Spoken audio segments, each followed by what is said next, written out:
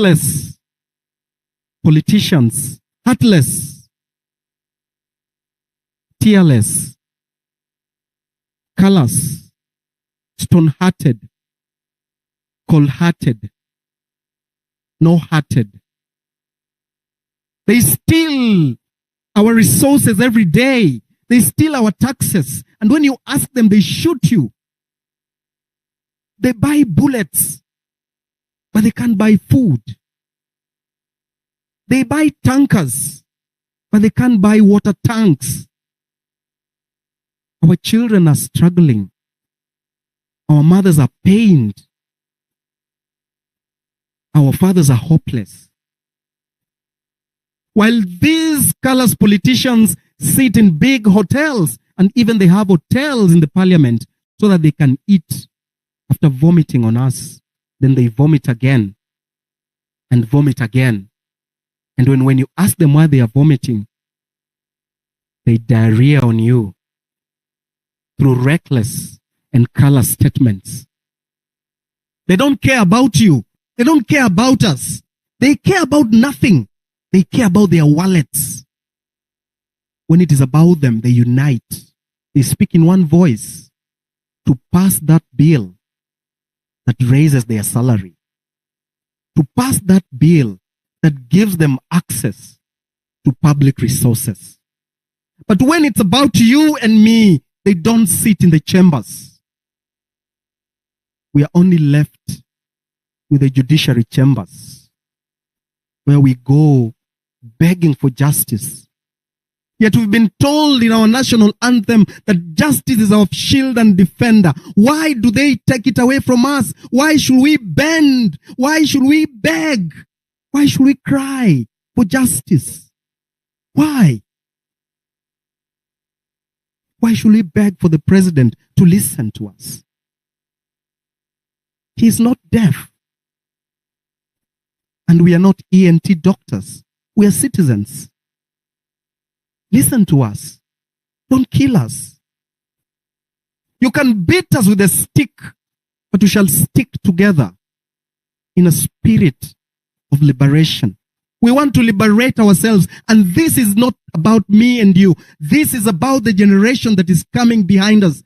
They will be asking us, Father, Mother, we gave you this future. What did you do with it? The future does not belong to me and you. The future belongs to those behind us.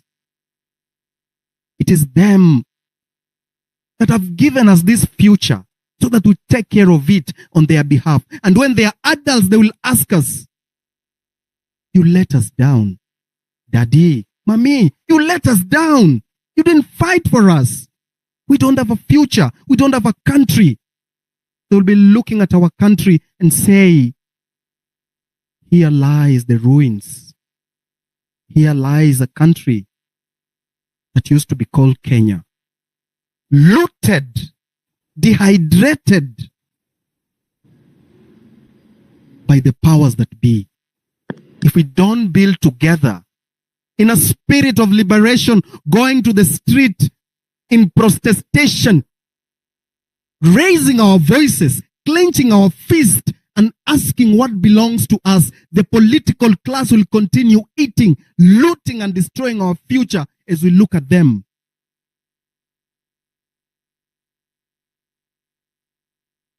It's time to mobilize our energy. Whatever you do, whatever thing you are, whoever you are, it is time to mobilize our energy. We need to drain the swamp, because the swamp cannot sustain our future anymore. The swamp is polluted by rats, snakes, and toads, crocodiles, parasites. We must drain the swamp. No matter how many days it takes, that swamp has to be drained.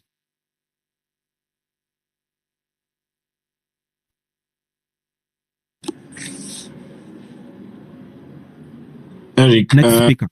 Interrupt you. Yes. So yeah, thank Your mic is off. sorry to interrupt you, bro. Go on. I totally agree with your views. I feel like art must certainly play a major role in any kind of movement, especially this kind of movement that we have here in Kenya right now, because it is a very unique kind of movement. I don't think in the history of protests and we've never seen this kind of movement before, because it is just very purely organic and stemming from all sections of the country. So it's not centered on anyone.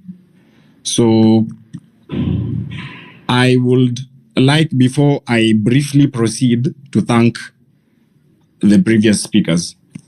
I think the words that we've had here have struck a very deep chord within us all. I feel like those words were speaking to each and every one of us who is part of this movement, because we are at a very critical stage. We have seen so many things happening in the last few weeks. We've had some very high moments in the movement. And when I say the movement, I call it the movement because when you call them protests, protests can be about a thing. Protests can be about something, you know. But this movement, it's bigger than the protests, because it's not even about the youth that have been on the streets. I feel like the message has transcended throughout every young Kenyan, no matter what part of the country you're in. It's a movement that is spread across counties. We saw people showing up and speaking out in all parts of the country. So it's not moved by tribe. It's not moved by social class. I don't want to get too much into that. So for now, I will agree. Art is going to play a major role in this movement. Like we saw today, the concert was a very nice example of how art can play a very major role in any kind of movement, because we have to bring out our creative side, because that is what they try to suppress first, because they have to suppress your creative side. They have to suppress the things that make you who you are. So, but the point is, we are at a very critical stage of the movement, because we've seen the state trying to instigate malls into the movement. We've seen many things happening. So right now, the truth, so much is going on. It might be a bit confusing for some of us. The information overload might be getting to us a bit, but you have to stay focused, because in every movement,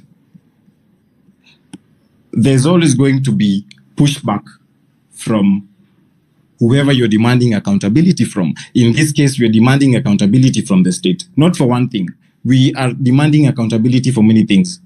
And so the situation has become so complicated that it's the view of the majority of Kenyans that, yes, we do have so many problems, and at this stage, the only way to fix it, the only solution right now is to start afresh. We need like a complete turnover of everything. So you cannot try to shift the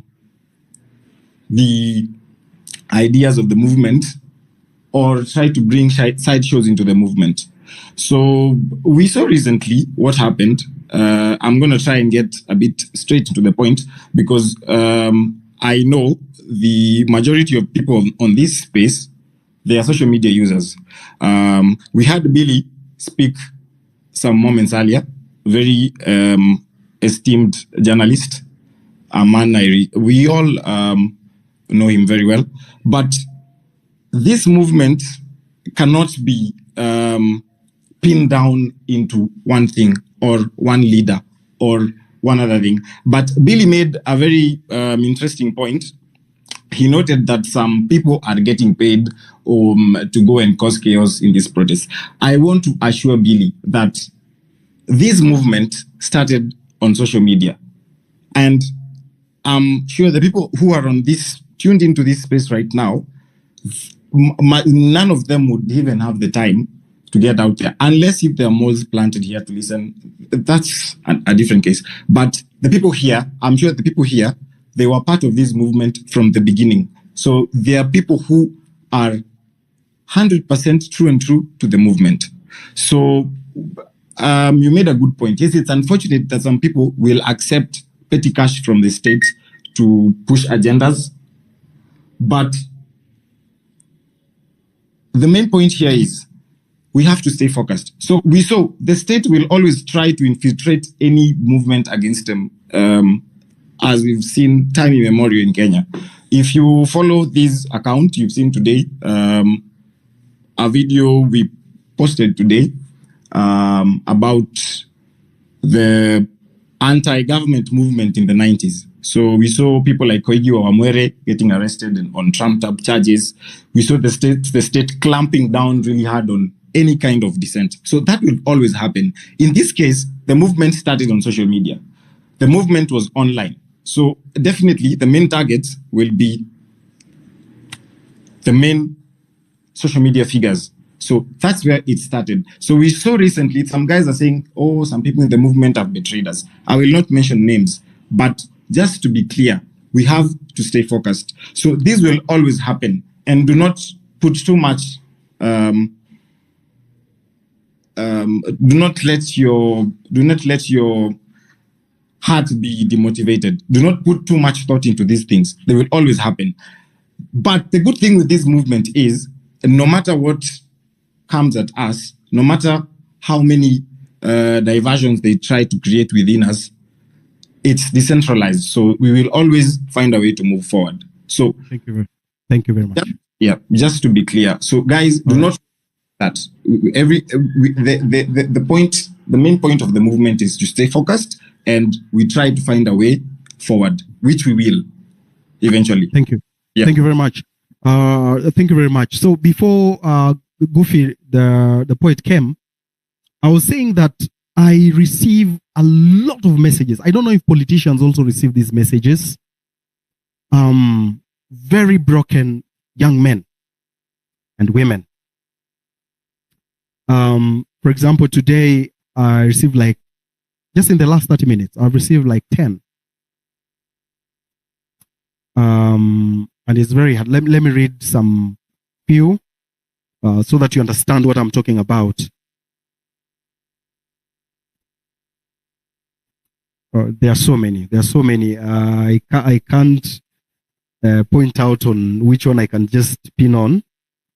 But there are issues of, for example, this one is Victor. He tells me, morning, bro. This was around 8.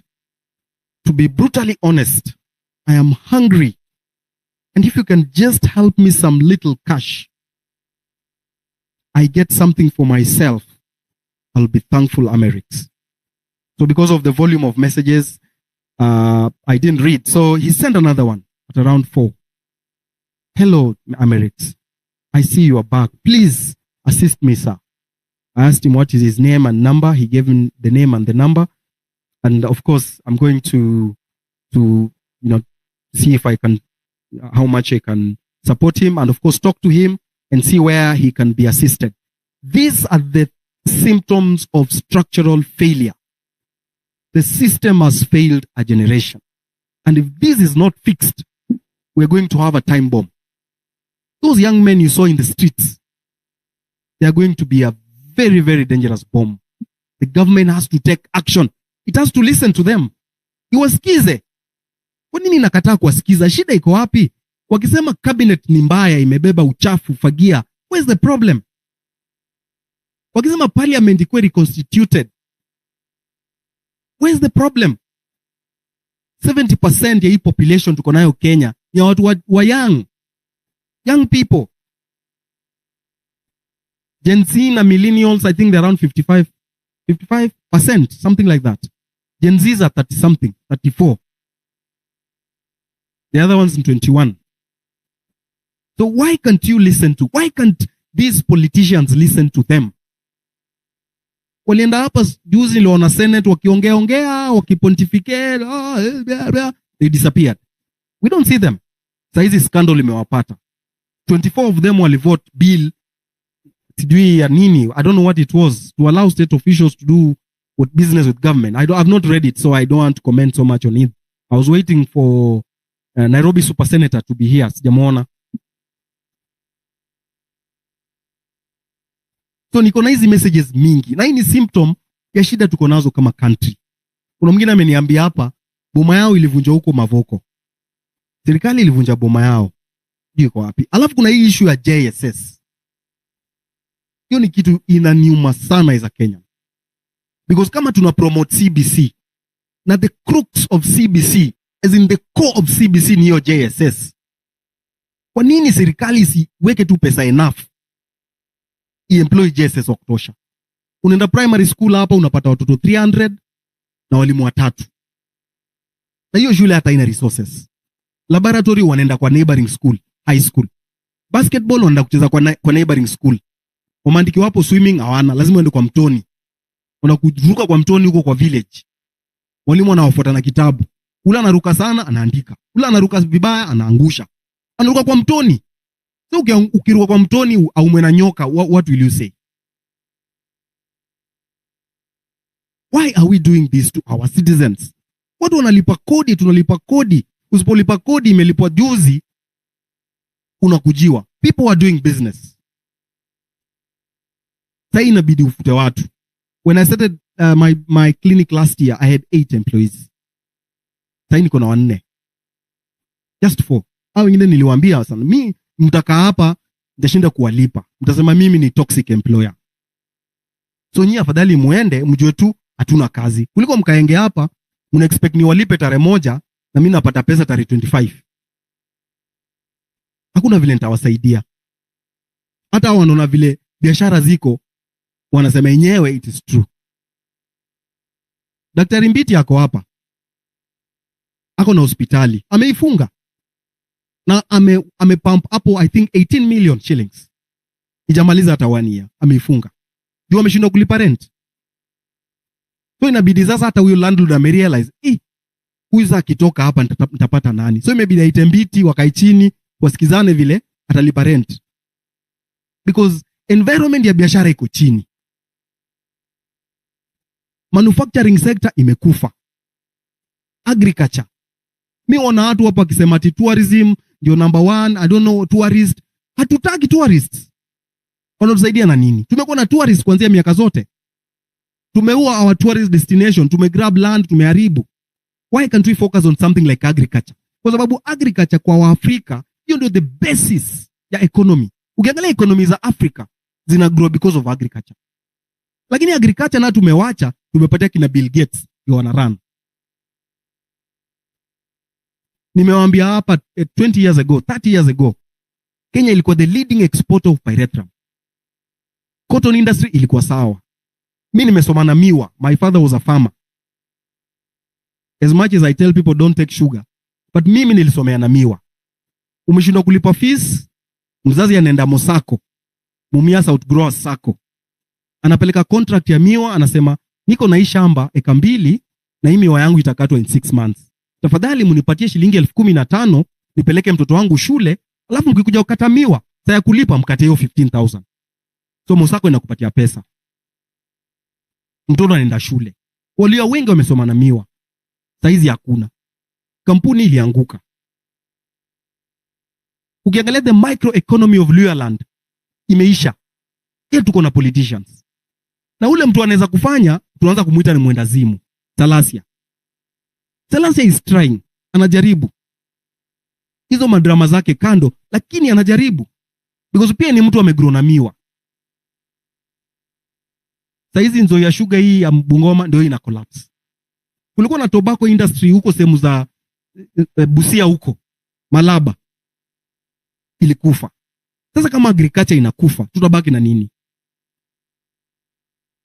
Tutaenda wapi? Coffee farming. Sasa ukienda Kiambu wanatoa coffee waneka apartments. So unajiuliza hii apartment concrete jungle itatufikisha wapi sisi?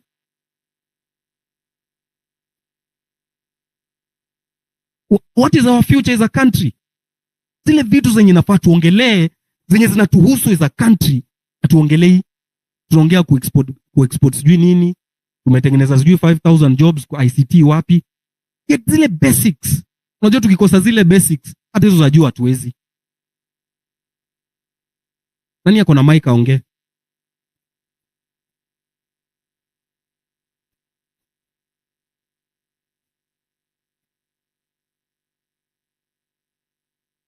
Ogola.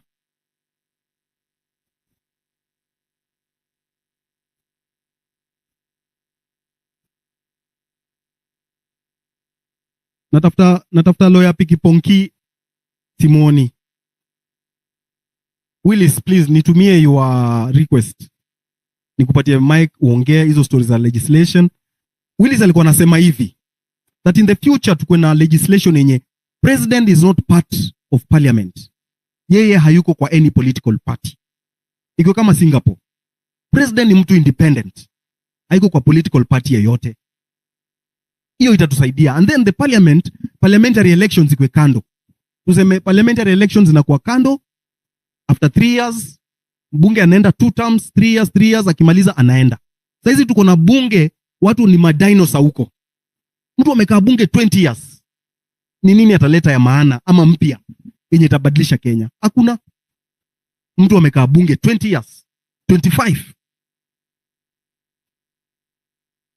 Wabunge waende 2-3 years, ukifanya kazi poa urudi 3 years uende nyumbani. Upatie mwingine pia opportunity ya kurepresent your constituency kwa bunge. Si wewe peke yako unaweza represent. And then president atoke kwa party, asikwe part of this party politics. Hizi party politics ndio zinafanya saizi Rigiji na president hawasikizani because of party politics. So tutoe president asikwe kwa any party. Na akitaka kuongelesha wabunge hawaiti state house, anaenda kwa bunge. Anasema kitu anataka kusema, alafu wabunge wana debate, wanakubaliana kama amesema kitu poa, wanakubali. Kama amesema kitu mbaya, wanakataa. That's how we build our country. Lakini saa hii party politics imeharibu country yetu. Ndio maana tuko na hizi coalition of parties. Unapata party iko na members 3, iko kwa ruling party, kwa ruling coalition. Kuna party nyingine iko huko northeastern inaitwa UDM, hata mimi sijui. Watu wanasikia iko kwa ruling coalition. Unajua hii party ni kitu gani hii? Imefanya nini? So kitu itaendelea, utapata kila sasa ward itakuwa na party. Hii ward iko na party yake, ile ward iko na party, na zote zinaingia ruling coalition. Hizo ndo zinaharibu demokrasia ya Kenya. Kama nimekupatia mic ongea, we continue. I'm waiting for Willis atuongeleshe. Kama ametuleta, nilikuwa namuona Jimmy Wanjigi pia anataka kuongea, atuombe mambo ya public debt. Atuambie tuko wapi as a country. Because yeye ni kama anajua hizi stories zote. Atuambie sisi tuko na deni this much, lakini yenye tunalipa ni hii. So hii balance hii ni watu wanakula tu, watu wanaweka kwa mfuko.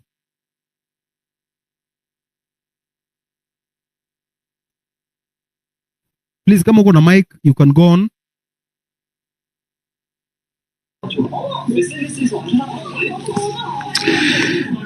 Kuna kitu umegusia Merix about being in business. I've been in business since 2020.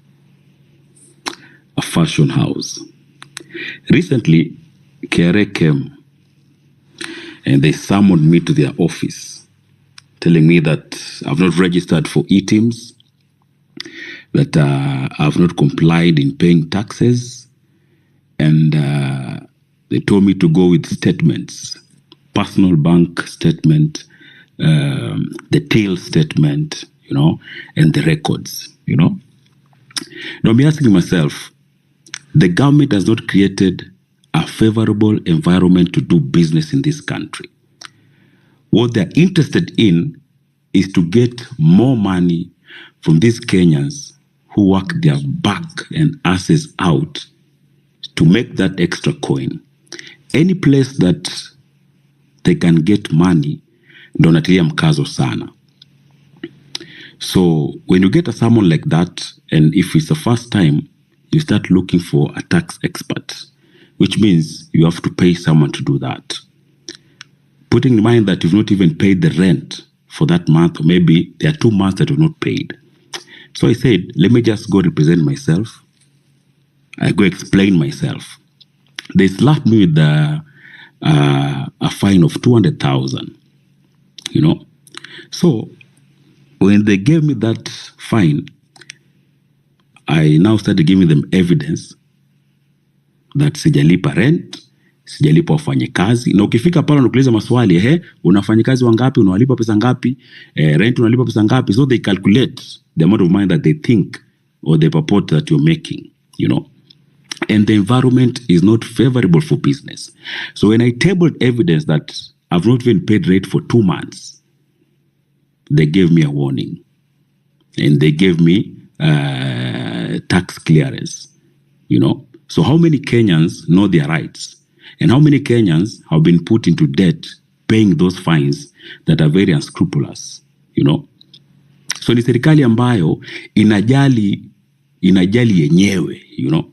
And what made the government speak in a good tone after being called criminals is when they saw that it's not conducive for them to do their own businesses. When they saw that now wananchi are going for them. When it was us, it was okay, we were criminals.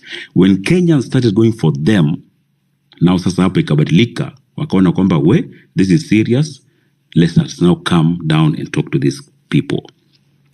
Another institution that has failed us as a country is the church through faith diplomacy. You know, nikifikiria kitambo venye priests and pastors were being respected in the country, na sasa hivi iko tofauti sana yani. Church ilikuwa inaongea, kina Timothy Njoya wanaongea, wamepigwa marungu kwa sababu ya kufaitia ile democracy ambayo sasa hizi tuko nao tuna enjoy. Lakini kanisa sasa inanunuliwa na bahasha, alafu wanakisha kwamba wanaomba. I don't know if these are facts or just rumors, kwamba kuna mapasta, because very prominent journalists have written, the 100 pastors that pray every day for this country, every day, praying for a country to be better. A country is not run by prayers. Even though prayer changes things, a country should be run through policies that are working, you know. If you look at manifestos of these politicians, they are very nice manifestos, but they are not being followed. They are not being implemented. Alafu unatuambia kwamba utatuombea inchi ikuwe vizuri. How? That's fucked up shit, you know. Like, these policies that are there, they need to be put into action, you know. They need to work on these policies. They need to make sure that they follow these manifestos. If they are followed to the latter, we're going to be in a good place. When you come to the sports industry, very incompetent minister. Showbiz kibao, left, right, and center. Fungua hii, fungua hii, fungua hii. Yet, ile joint hosting ambayo tumepewa ya kuhost AFCON, tunaweza ikosa kwa sababu hatuna viwanja. Inakuwaje tunakuwa host, tunaweza kupiga boli Zimbabwe, serious. Such a country inakuwa na kiwanja, sisi kama Kenya hatuna kiwanja. You know, how? Yet kuna pesa inatoka FIFA, kuna pesa inatoka kwa taxes za Wakenya, na hakuna kitu kinafanyika. You know? And inakuwa tu blame game. I'm challenging sports journalists in this country today, tonight. Speak up, you know, speak up. Speak up and change the industry. Kwa sababu unasikiza mse wa bola anasema footballers have been turned into beggars. And it is so painful kwamba wanariadha wanaenda kule nje, they use their own effort, you know, wanatrain kivyao, then wakishinda ndo wanapokelewa na waziri hapa Kenya. Muziki hapa na pale ni nini, alafu inaishia pale. Yet hakuna facilities. If majuzi walikuwa wanalia kwamba wafunguliwe Nyayo, they do their practice. Ilikuwa imefungwa under renovation. Yet kukiwa na crusade inafunguliwa haraka inafanywa. Why? Why? These are questions that need to be asking every day. Akija kiongozi katika stesheni, pigeni simu stesheni, ulizeni ya maswali. Akija kwa ground, ulizeni maswali. Why is this place not working? If you press and press and press, something will happen. Because right about now, something is happening. Because if our president can come to a space and listen to us, that should count for something. And let's continue pushing until that time that things will work in this country. Otherwise, if we keep quiet, if we keep mum, watazidi kutukalia, watutapikie, maka unajua kwamba watatununua tena ikifika mwaka 2027. So tufinye kabisa mpaka wakati ambapo taona kwamba industry na sekta zote zinafanya kazi. And don't say that your voice is small. You don't have to be a big wig on Twitter. You don't have to be someone who's known. Pale katika village yako, yule mbunge wako, yule MCA, yule governor, if they're not doing something right, speak up. Right now, we are heading in the right direction, and tukinyamazishwa hatatoboa. What happened during the last demos is what has been happening throughout independence. Kwa sababu unapata kwamba tumeamua kwamba tunampeleka Amerix aende atuongoze kama constituency ya Nyaribari Chache. Lakini kwa sababu kuna mtu pale anaitwa Mbaruk, ana pesa na labda ana wahuni fulani, the voices of those people that want change zinakandamizwa, alafu wale goons wanafanya wale wapiga kura wakae nyumbani wasipige piga kura, alafu yule mbaya anapita. It was evident juzi wakati Gen Z wametoka, goons wamekuja. Nani aliwaleta? We saw today wametoka concert pale Uhuru Park, wametembea Moi Avenue, wanaimba, wanaenda zao nyumbani. Hawana hooliganism yoyote, you know. So it is so painful to be a Kenyan at this time. It is so painful to talk about it, but we are heading the right direction. Thank you so much, Amerix, for this space. Naona sitaongea tena baada hapa. Nipokonye mic ili wakati wengine pia waongee, tusikie hizi ideas zikuje, then tujue how can we restructure, how can we regroup and tushinikize hii serikali itusikie, kwa sababu we are the people with the power. Without us they are nothing. So mbona sasa watu wameshindwa kusafiri, mikutano imekuwa postponed, it means the power is with us, you know, and tukifinya watakubali na wataanguka nayo. Thank you so much. All right. Asante sana. I'm trying to add people here so that they can speak. Yes, Fatso, you can be a co-host. I've added Ombachi. I have added Kenya's #1 hater. Kaido, accept and then come and talk to us. I see we have... Right, thank you very much. Yes, Billy, I've given you a mic, you can talk. Right. Thank you very much. Thank you very much.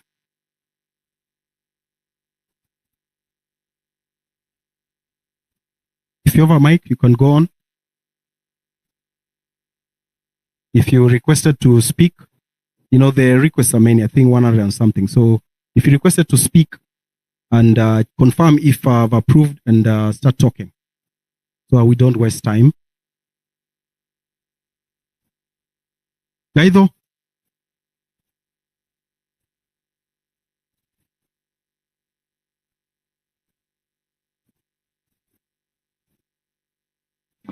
Amerix, they look like the listeners from my side. They look like the what? The listeners, they're still listeners. Why don't you listeners? Hawajakuwa speaker kama Gaido. Hata Umbachi. Unaweza ninyang'anya speaker so that at least wakuwe na space ya kupata the mic. Okay. So you can drop me from the speakers list. All right, let me do that.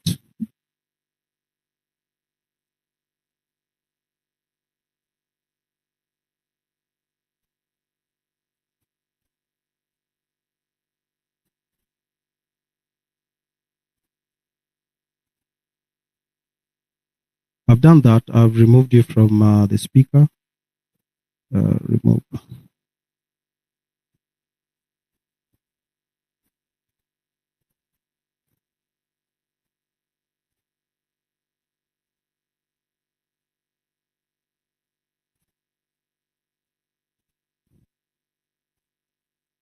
Billy, are you still there as the speaker? Yeah, I'm still seeing myself as a speaker. Okay.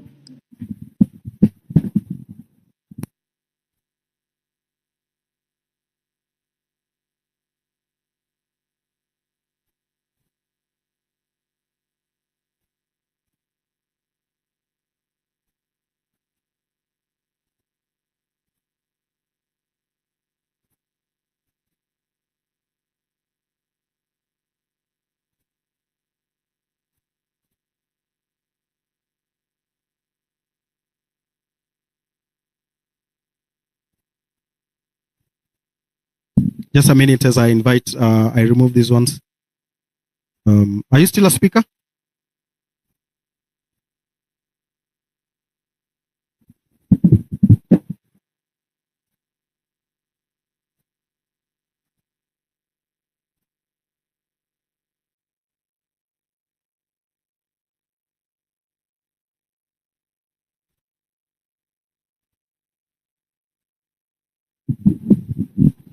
All right, Francis Gaido, I've sent right, Ochieno, Willis.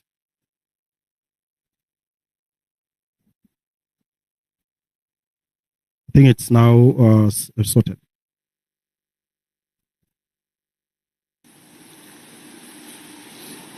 Testing 1, 2. Can you hear me? Yes, we can hear you. Go on. Amerix, nice. Thanks for inviting me. Sorry, I'm late. Yeah, and I would want to carry on with your point about the collapsing industry. You were talking about the sugar belt. You were talking about all the companies and all the outgrower farms which were supporting small holder, farmers and whatnot. And being from Thika, I have the same kind of experience. So Thika was an industrial town. It used to be called the Birmingham of Kenya. So there were all these companies, especially in the textile industry. There was KTM, there was what, and so because of the structural adjustment programs, they came with some malicious or notorious or mischievous attachments or riders that you must liberalize, you must open your market for cheap imports, and that's how the Mutumba sector grew. And so we are here glorifying the Gikomba industry and whatnot. We are glorifying them because of importing second-hand clothes. But essentially, the only reason why new clothes or brand new clothes are expensive in Kenya is because of taxes, is because of the environment which has made it unconducive to produce. So it goes the entire chain. They dropped all the subsidies, all the incentives they used to give to farmers who used to grow cotton or who used to rear sheep for wool. And so they made domestic production expensive. And then we opened ourselves for cheap imports. A lot of companies now shut down because they could no longer sustain, no longer, not just on the production.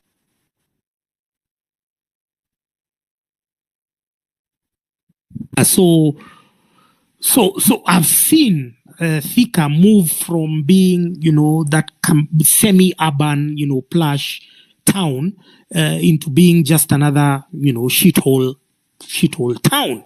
Because of that, because of the parliament. Our problem begins and ends with parliaments when they talk about these structural adjustment programs. You look at when the World Bank and IMF started implementing that, they then created this committee. It was called a privatization committee. And then there was the Ndegwa family. You guys think so highly about the Ndegwa family because they own NIC and NCBA.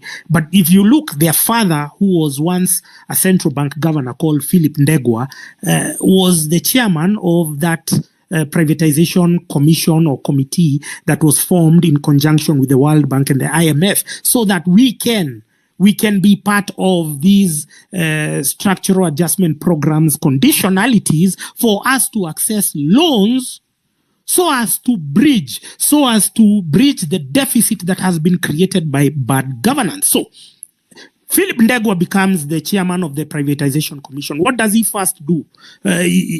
Anajichotea pesa zake. He first grabs a few companies. There was Nairobi Airport Services called NAS. There were many other companies which were grabbed during that period. But then you'll realize that the World Bank is hiding behind some of these government officials, and then they make it as if that, we are selling these parastatals to clear our debt. But no, it is them who are grabbing. So during that period is when we saw the privatization of companies like Kenya Power If you look at Kenya Power, since it was privatized, has our power bills, have they been cheaper or more? So the privatization was just a hoodwink. It was just a scam crafted for a few elites like Mamangina to grab our state-owned corporations. Look at Safaricom. During the same period, we had the Kenya Post and Telecommunications Corporation. Then, because of some mambo jumbo and magic over here, we were told it must be privatized. And so Safaricom was a department under the Kenya Post and Telecommunications Corporation. You understand? And that's where we have these clowns like Gideon Moi owning Mobitelea, 5% of Safaricom, given for free under the guise that Vodafone is the one which is buying it. But Vodafone was giving 5% to Gideon Moi as a bribe because of acquiring Safaricom, which was a department of Kenya Post and Telecommunications Corporation. Look at something like Kenya Airways. We were told and we were fashioned. I remember I was reading the newspapers. I was very young.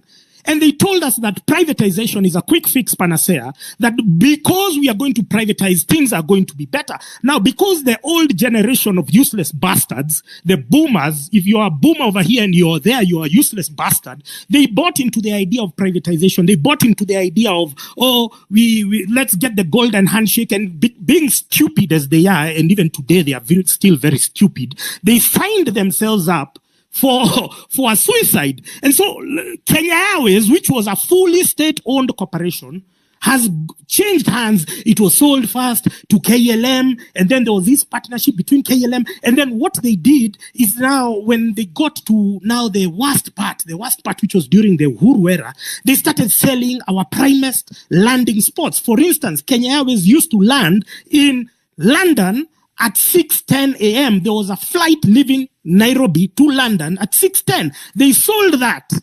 They sold that to some, I don't know whether it's Bahrain or one of those companies or one of those countries. They sold that slot to bridge the deficit about debt that we don't know how it was incurred. We don't know how Kenya Airways got broke. We don't know how Kenya Airways got into debt, but somehow we have, because that is, your landing slot is almost like a sovereign parcel of land. You sell it, you concede it to another country to bridge problems that you yourselves have created. And so when we are talking about auditing debt, Jimmy Wajegi is talking about odious debt. If we are talking about it, we are not just limiting ourselves to the debt. We are looking at the atrocities committed at the turn of the 80s to the 90s, where now that character, that clown called Philip Ndegwa, who was a central bank governor, who you guys are shamelessly praising today because they are rich, because you guys, your self-esteem has been suppressed. You are praising that clown, saying that they are rich, but they themselves stole their wealth is accrued. I used to read articles that Philip Ndegwa is rich. He was the first Kenyan to bank 1 billion. How are you banking 1 fucking billion? You have no manufacturing company. You're not a farmer of repute. You're not an innovator or inventor. And then you bank 1 billion. Where did you get that fucking money? These are questions when, anytime we confront the ruling elite, we tell them, hey, can you tell us how you acquired this money? Because there was a time they used to flaunt their money. They used to flaunt these stories. Oh, I used to read those silly, nonsensical stories by somebody like Jenga Karume. Jenga Karume says, I used to sell charcoal. Who the fuck would believe that charcoal would make you a billionaire? Those are not, unless you're exporting that charcoal to Mars or to Jupiter as an alternative energy source. But we've been fed with lies. We've been fed with cock and bull stories pushed by the mainstream media, shameless journalists, shameless editors who have you just run with any rubbish. You don't want to question how this person acquired this wealth. They were in government. They used to do X, Y, and Z, and somehow they landed into a lot of money. And because there were no checks and balances, suddenly they are billionaires and they are being praised. They are being worshipped by the church. We have the corrupt clergy. I see people are calling them kilaji. But this is the historical injustices that we have, especially from the economic front. It has to be all the companies that were grabbed by people hiding behind the narrative of privatization.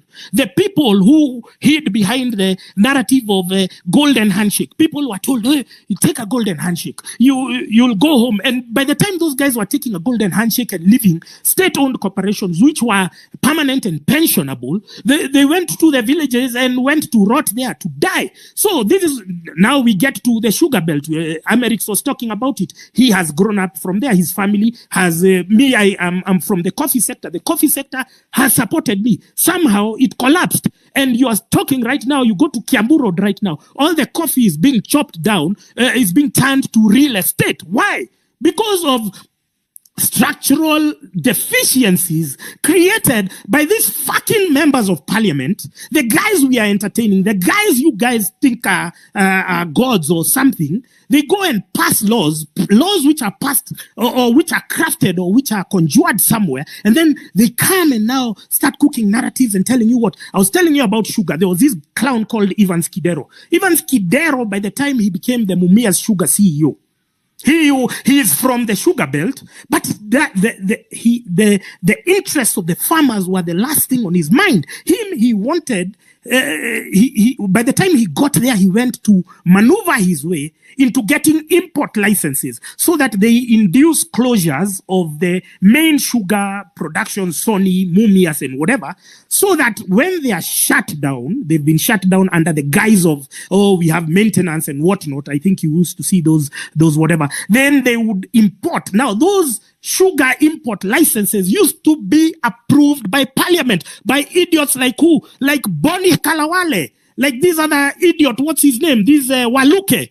Those guys who pretend that they are members or they hail from the Western region were part and parcel of the destruction of the sugar industry. And I don't understand how you guys still worship them. How do you allow an idiot like Bonnie Kalawale to address you in a funeral or in a whatever? How? Because he has been part of the destruction of the sugar sector. The sugar sector in the coffee sector in Mount Kenya has been destroyed by none other than fucking MPs from Mount Kenya region. So our problem begins and ends in parliament, but parliament has been an extension of the executive. And so what you needed to do, you just needed to go to treasury. You meet the bureaucratic pieces of shit in the treasury. You tell them, oh, this is how much you're getting. Can you sneak this amendment into the finance bill? And so finance bills every year, and what you used to call the budgets, became an overhaul of our entire economic structure. So they used to go and, coincidentally, believe it or not, I used to be close with the PS of Treasury many years ago called Joseph Kenywa. And one day I met him at his house and I told him, can we do a proposal for football? So we wanted, because my background is football, and we wanted to launch our sporting renaissance on the model of Britain, so that the government kind of like co-guarants the building of infrastructure. And I gave him the proposal, and then he organized a meeting for me at Treasury, and I met the budget committee. And I remember going, and I was very young, it was around 2008. And I remember going there, I was just finding guys, it was like Muhindis and it was just foreigners who were there, who went to give their budget committee. But I spoke to them, and instead of doing my projects the way I had presented it, because it would have created a lot of jobs for the young people and we wouldn't be having the problem today, what did they do? They passed a law using my proposal where every constituency got 1 million shillings for football. I'm seeing some MPs who are in office at the time, they will tell you they got 1 million shillings for every constituency for football. Just know that was my proposal that was implemented inversely, because we are dealing with a bunch of stupid idiots in parliament, bureaucratic pieces of shit. And when we are saying that we want to get rid of and we want to overhaul our economic structure, we have to start with Treasury, we have to start with Central Bank, we have to start with the Ministry of Energy and other places where World Bank and IMF have seconded their stooges, their surrogates, to implement policies that are going to fuck us up. That's where we are going to start. So I'm bitter because I can see our Kenyans.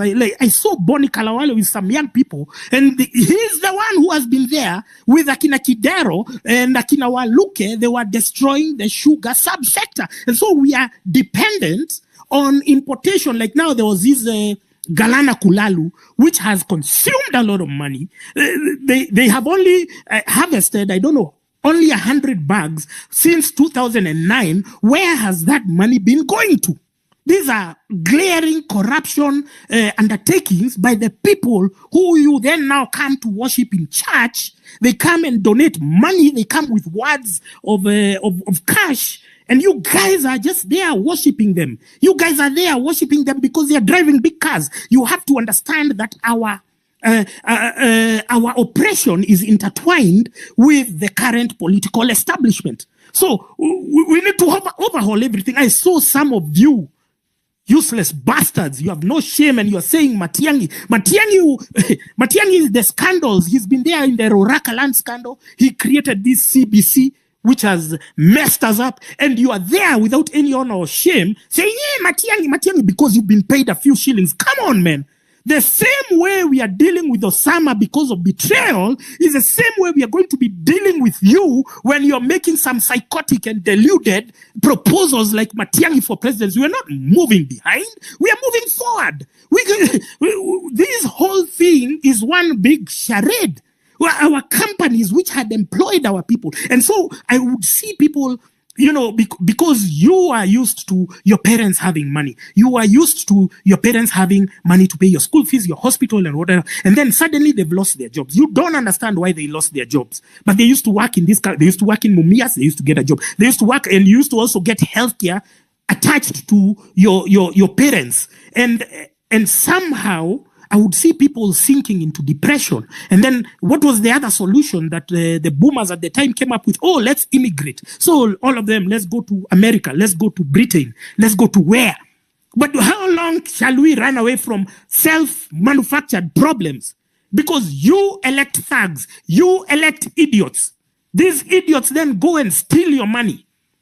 You understand it's a chain, and you are part of it. You are an active participant. So the thing here is, we in our pursuit for progress, in our pursuit to overhaul this entire system, we are looking at Ruto. Ruto must fall. That is guaranteed, whether we like it or not. He is going to fall because we have decided as a people that he is not serving our interests. Anytime we have given an opportunity for him to speak in the media, to rise to the occasion, to tower above his parochial interests, he has gone on and to let us down. He's saying the dumbest shit. He's asked, hey, can we do this? Can we do that? He doesn't do anything. He says the worst thing. He has no sense of occasion. So we have agreed that he must go, whether it's 2027 or before, I don't know. It's the people to decide. But in the meantime, just look at the historical patterns from when World Bank started implementing the structural adjustment programs in the 1990s. The people who grabbed our companies. So when we are talking about audit, and I saw some audit committee made, it's just a mockery. These guys are insulting our collective intelligence. That those guys, they've put the most irrelevant of guys, they put the most useless of guys, because any committee that is talking about an audit without Okia Omtata and Jimmy Wanjigi is just a spectacular waste of time. So because we have detected the insincerity of these useless bastards, they have no intention of even meeting any of our requirements because they have not done anything so far. They are talking about reshuffling, and we are saying all these CSs, PSs, heads of department, all of them need to go because they are not ready to undertake such a purge. Then you structure your mind into a reality, a future, whether it will be 2027 and beyond, that we are overhauling the entire establishment. And when we are auditing, we are not just auditing the loans that Uhuru stole, because Uhuru must have stolen like 4 trillion shillings alone. We are not just auditing that. We are auditing where the problem started, and the problem started at the turn of the 80s to the 90s, where they grabbed our parastatals, which had employed our parents. Our industries, flagship industries, collapsed because of what? Tourism used to earn us foreign exchange. Coffee used to earn us foreign exchange. Pyrethrum, Sisal, everything, textile industry, nothing, everything was collapsed so that we can favor a bunch of useless bastards called importers. And those importers, sorry, Americs, give me 1 minute. Those importers are the ones who are the authors. They are the orchestrators of our misfortune as Kenyans. And we must, because they have the power to influence policy, they have the power to influence laws. Your MPs go to the toilets, they are bribed with 10,000 shillings. Can you imagine a member of parliament being bribed with 10,000 shillings? He's on a payroll of 1 million. He has fuel allowance, he has everything, and he's being paid 10,000 shillings in the toilets of parliament to change the laws that is going to affect you. Come on, I'm going crazy over here. Sorry, Americs. I apologize if I went overboard. I'm sorry. It's a citizen assembly, so you are allowed to say whatever you want to say. Our common goal is one. Our spirit is one. That we must overhaul the establishment. We must drain the swamp because the swamp has been infested by crocodiles, pests, snakes. If there are people we need to pray for, they're the Kenyan journalists. The other day, I was reading an article that journalists at Standard have not been paid for 8 months. It is really, really heartbreaking. You can imagine a journalist is supposed to wear very good clothes. He or she must wear a very friendly face so that they can come on your screen and give you a story of a politician stealing money. And this journalist has nothing in the house, has not paid rent, doesn't know how they will go back. They have a car, yes, but they will park that car at their company parking lot. Then they will pick a matatu, go to the house. The other day, a journalist committed suicide. And we kept on asking ourselves, how can a journalist commit suicide? They look like they are happy. They go everywhere. They fly abroad. But the people who are facing the brunt of this economic decline, they are the journalists. And if a journalist is not empowered economically, they will not tell the true story. We might bash them. We might say all that we have about journalists and what they write. But just take time and sit with one. We'll cry. 8 months without a salary. And you expect that journalist to come in the morning, sit in a radio station, and tell the stories of the country. That is not possible. Our economy is declining. And as a people, if we don't stand up for our economy, we are done. Because it appears our president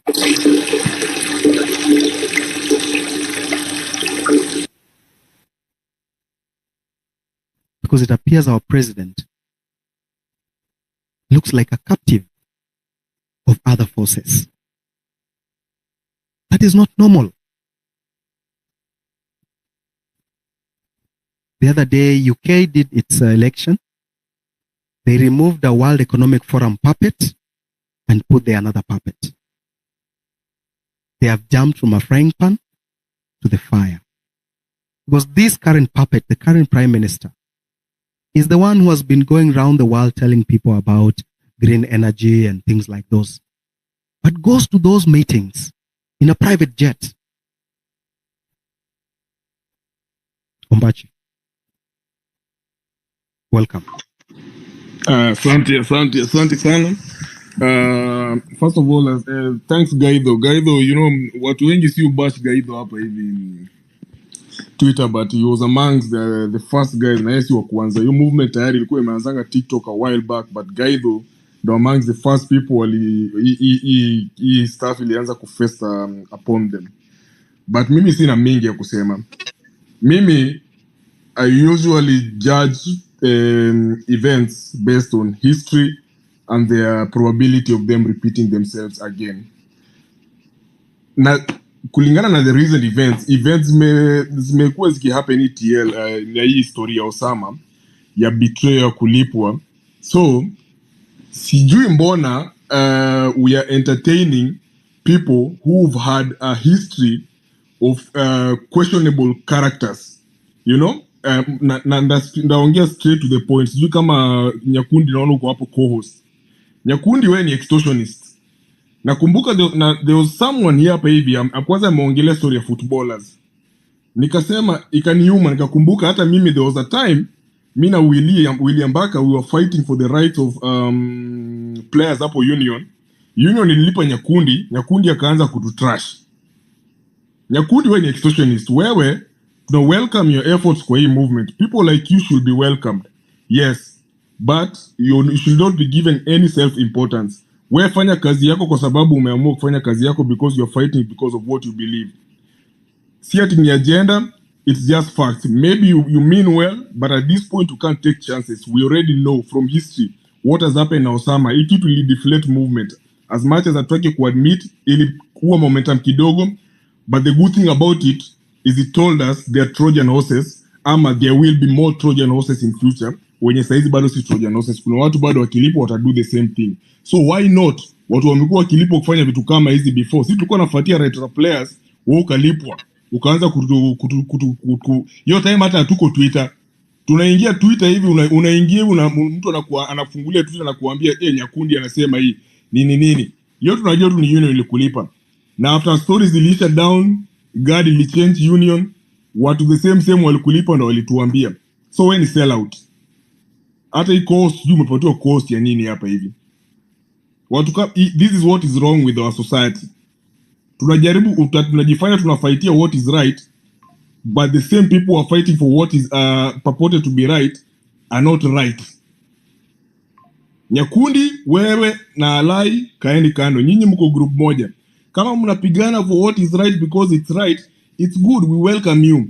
But we won't waste our time and resources watching you guys while you're on our safe side. Heri tujue nyinyi ni wabaya hata kama mnafanyia kitu mzuri. Tukipatana huko mbele tukisha achieve goals zetu, tutakaa chini to celebrate pamoja. Lakini as for now, the movement tuache kupatia people who've had a history of being turncoats and audience. Tafadhali, mimi hata sina hati advice mingi. Mimi sasa ni kuambiana tu ukweli hapa hivi.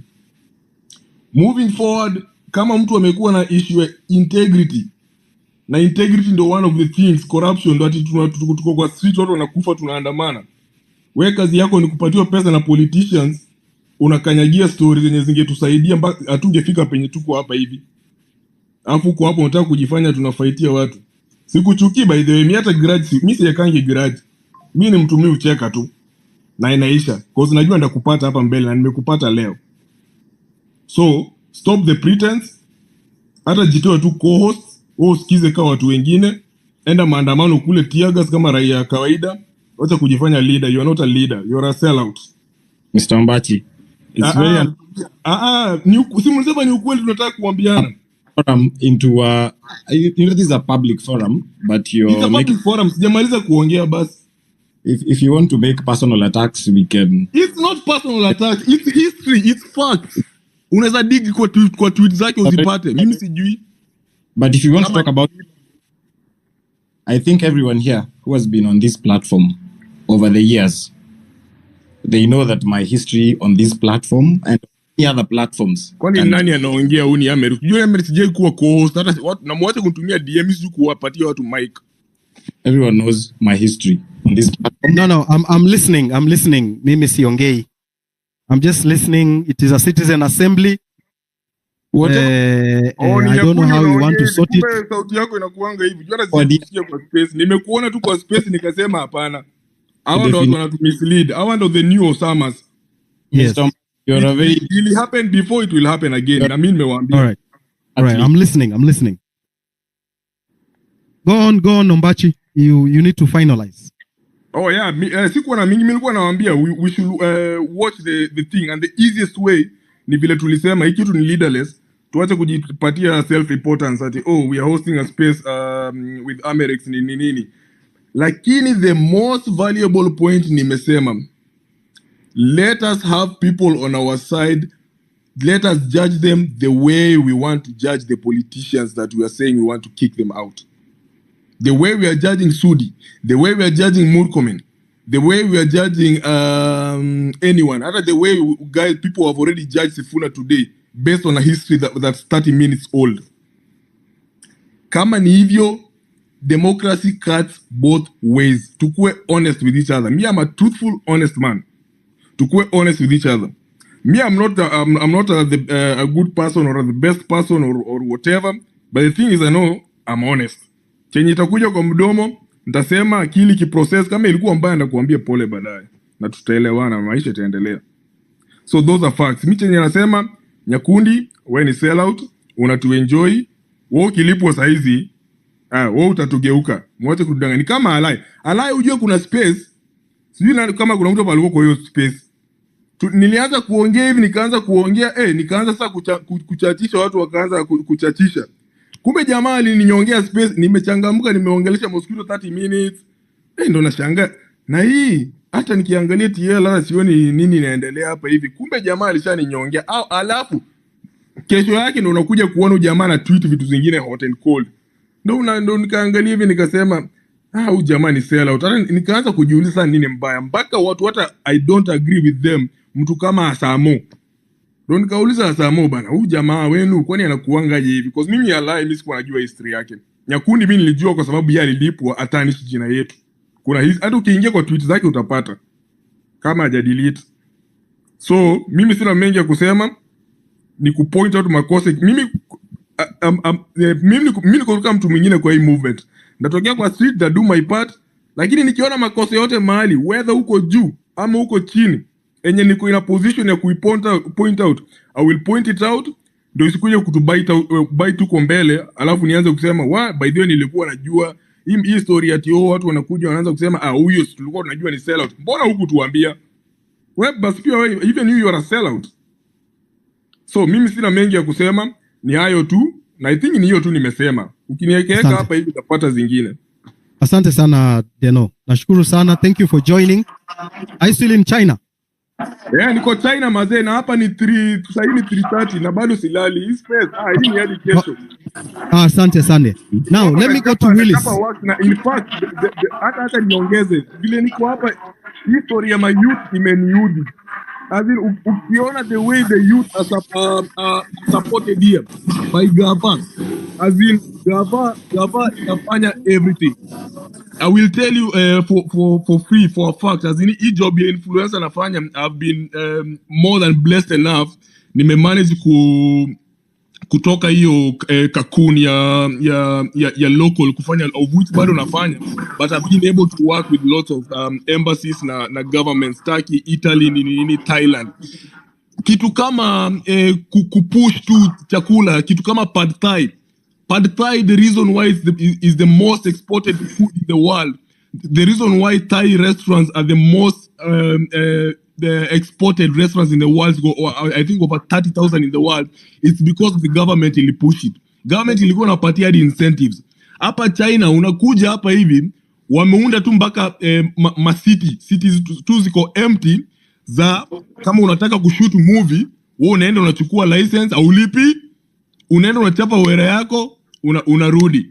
As in, Gava inadu vitu mingi sana. Hata kuna vitu zingine za upuzi kwanza nimeona mpaka inaniuliza swali mpaka sasa nashangaa sasa mbona. Unajua nimeenda public, nimekaa fala sana. Nimeuliza jamaa hapo hivi kwa town, sasa tuko hapa Sichuan Chengdu. Akaniambia public toilet uko huko hivyo. Sasa mimi niko na card. Nikamuuliza sina do ya kulipa, naweza swipe na vile visa hapa inasumbua kwa duka zingine. Mimi nashangaa watu wanacheka nini? Kumbe hata public toilet ni bure. Nashangaa kwani sisi tunabeba ufala aje. Anyway, hata ni maji. All right, asante sana. Thank you very much Deno, nimeshukuru sana. Let me invite Willis. Willis. Thank you very much. Americ. Karibu sana. Willis Otieno here. Yes. Piki Ponki. Karibu. The first thing I want to point out is that it's good that you start this, we continue this conversation, because what you are doing is you are now giving citizens a platform where they are going to be discussing their issues beyond the political class. And the challenge we have in this country is that our politicians have always thought that they are actually lords over us. They are not. They are actually our workers. When you talk about the money that they spend, the lagis that you see them flashing around, that is money that's collected from the border guys, collected from you when you go and buy sweets, you go and buy anything you buy. It is your money that is collected to a common pool, and then they don't use it to your benefit. And it is important that we note that when we breached Parliament last week, the Kenyan people took sovereignty into their hands. What the political establishment is trying to do is to take it away, to take it back from you. And they are going to do everything possible to try to get that power back from you. It is our responsibility not to hand it over back to them until the day we'll go to a ballot and we elect a group that we believe will recognize that the people are superior even to the Constitution. Right now, the president thinks that he is the most superior being in this country. He is not. He is merely a servant of the people of Kenya. William Ruto will come and go. In fact, the question we should be having at this point in terms of William Ruto, is he going before 2027 or is going in 2027? Going, he will go. That we've passed. What we must engender in our governance is that going forward, you must understand what we call the People's Charter. And that People's Charter, I normally summarize it to be one thing. It is about the welfare of the people and giving human beings, the people of Kenya, dignity in whatever you are doing. So anything that anybody does that does not give dignity to the individual, you must take it away. I've had the conversation about some within the space who will betray the movement. Whenever I talk to the politicians who are in the 1980s and the 90s struggle, they will tell you that they were betrayed by the most unlikely quarters, people whom they didn't even expect to betray them. Allow me just to give an example, for example, of Raila Odinga, who once mentioned one of the people who, when he sent an emissary to pass a message that he was in detention, that emissary, when he reached to a close relative, the close relative told the emissary, never come back to me with a message from Raila Odinga. And that is his close relative. He disowned him because he feared for himself. There are others who also decided to sell their fellow detainees just because you are offered 10,000 Kenya shillings, 100,000 Kenya shillings. So we will expect also in this particular quest, there are so many people in this space who will sell the movement for personal gain. But I assure you, what we are going through, there is nobody in Kenya who has ever gone through this process. In the sense that it is now the people of Kenya in their collective without a leader who are determining their future. And that future is premised on going forward. Our governance will be about us, not about the people we put in office. And anybody assuming that office, anybody who's going to be paid to betray this cause, I'm not cursing you, but I am promising you, you shall fail. And we will be here to witness the collapse of that enterprise. The third thing I want to point out, I've heard what Denoa said about Cyprian. I will not want that we spend too much time discussing personalities, but at least Denoa said, he just want to put it out there so that we also do our own self-introspection. You may have heard at some point in the past, but nothing stops you from picking up the piece and saying, for the common good, for the better of the entire movement and the people of Kenya. Because when Kenya is great, it's great for all of us. You are now going to have leave that past and focus on this movement that is going to achieve a unity and a new country that makes sense to all Kenyans. Kenya must now make sense to all of us. We've been living in a country where Kenya only makes sense to those who are holding public office. In fact, if you ask me, if you look at the salaries that public servants earn vis-a-vis what private sector offers, you ask yourself why somebody, for example, will leave his legal practice to go and earn a salary of 300,000 Kenya shillings. But then 6 months into office, this man is walking around with 10 million Kenya shillings watches. This man is negotiating in advance to buy land worth of 100 million Kenya shillings and saying, I will pay you. Even if he was to take a loan, if he was to appear in any bank with his payslip, no bank will give him that loan. It simply means that he knows leaving private practice to go into government service is now an opportunity for him to accumulate for himself. And we must reject that. And that is what we are rejecting on the streets. Let's go to tactic. You witnessed today when the concert was being held and the young people turned up in their numbers for that concert. There was no act of breach because you caught the politicians, the near-doers, flat-footed. They are used to the usual rigmarole that you go to the street and they send policemen, they throw tear gas at you, they baton beat you up, throw water cannons at you. But we must now have ingenious ways of organizing that we will create a national mood that even the police at some point will be the ones on the street demonstrating, not the people of Kenya. Because what we are saying and what they're being asked to do to us when we are out in those spaces, even them, they love self-introspection. And you will witness it. The police will put down their guns and they will say, these people are not fighting for themselves, they're actually fighting for the country. And as we are also part of that country, politicians cannot misuse our police force again. There's a point, Amerix, you raised, and I agree with it totally. We are going through the third and final liberation. And all Kenyans need to understand that. This is the third and final liberation, the economic liberation of man. We got our first liberation in 1963 when we attained independence. And that was purely a case of black people, Kenyans, electing their own to lead them. Then beyond that, we never got full political independence.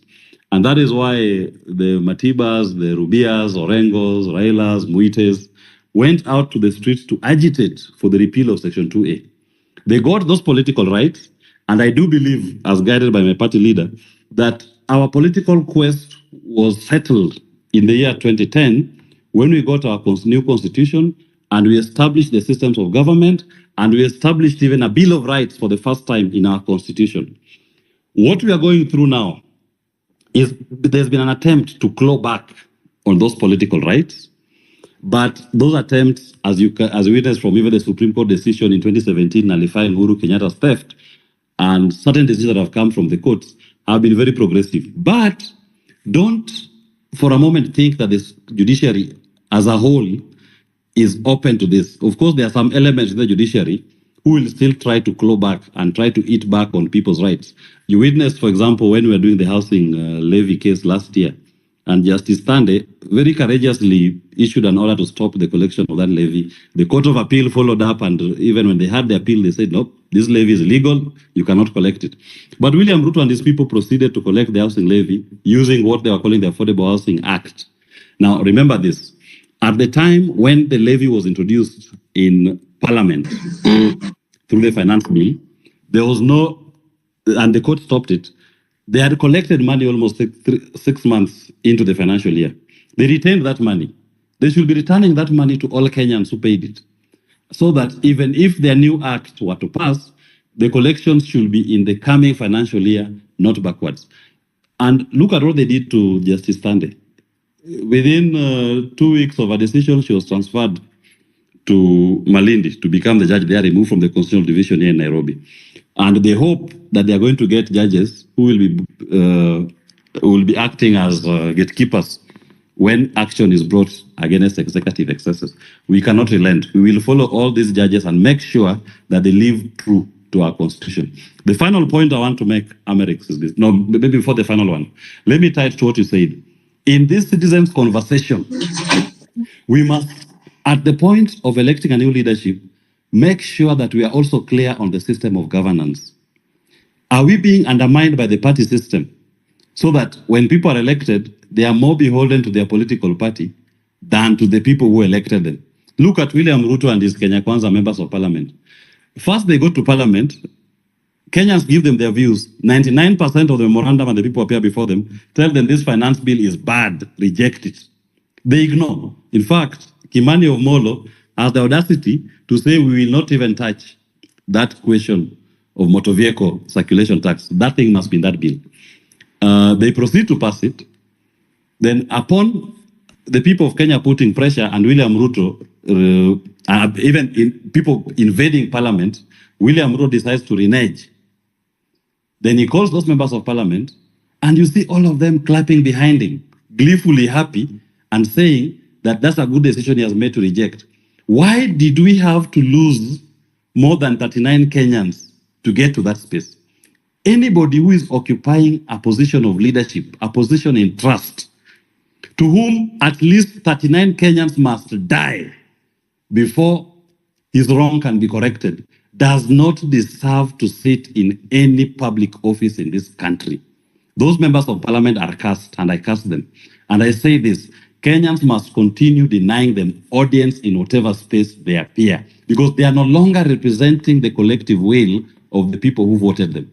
And I want to urge us, sometimes I see some of our compatriots attacking those who voted for Kenya Kwanza or those who voted for some of these MPs.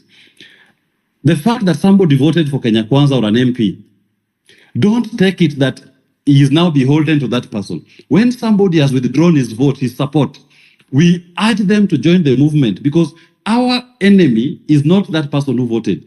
Maybe he was misled. He was lied to on election day.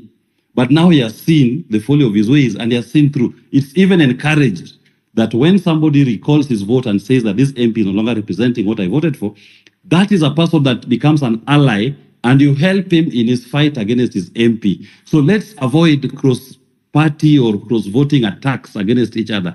Our common enemy is William Ruto and Kenya Kwanza. Those are the people who have put us in this pain. The final point I want to make, and I hope my leader, Jimmy, I had Amerix, you try mentioning him if he could join. The question that we are facing as a country, which William Ruto and his people are trying to avoid dealing with, is the question of debt. These people took debt from the year 2014.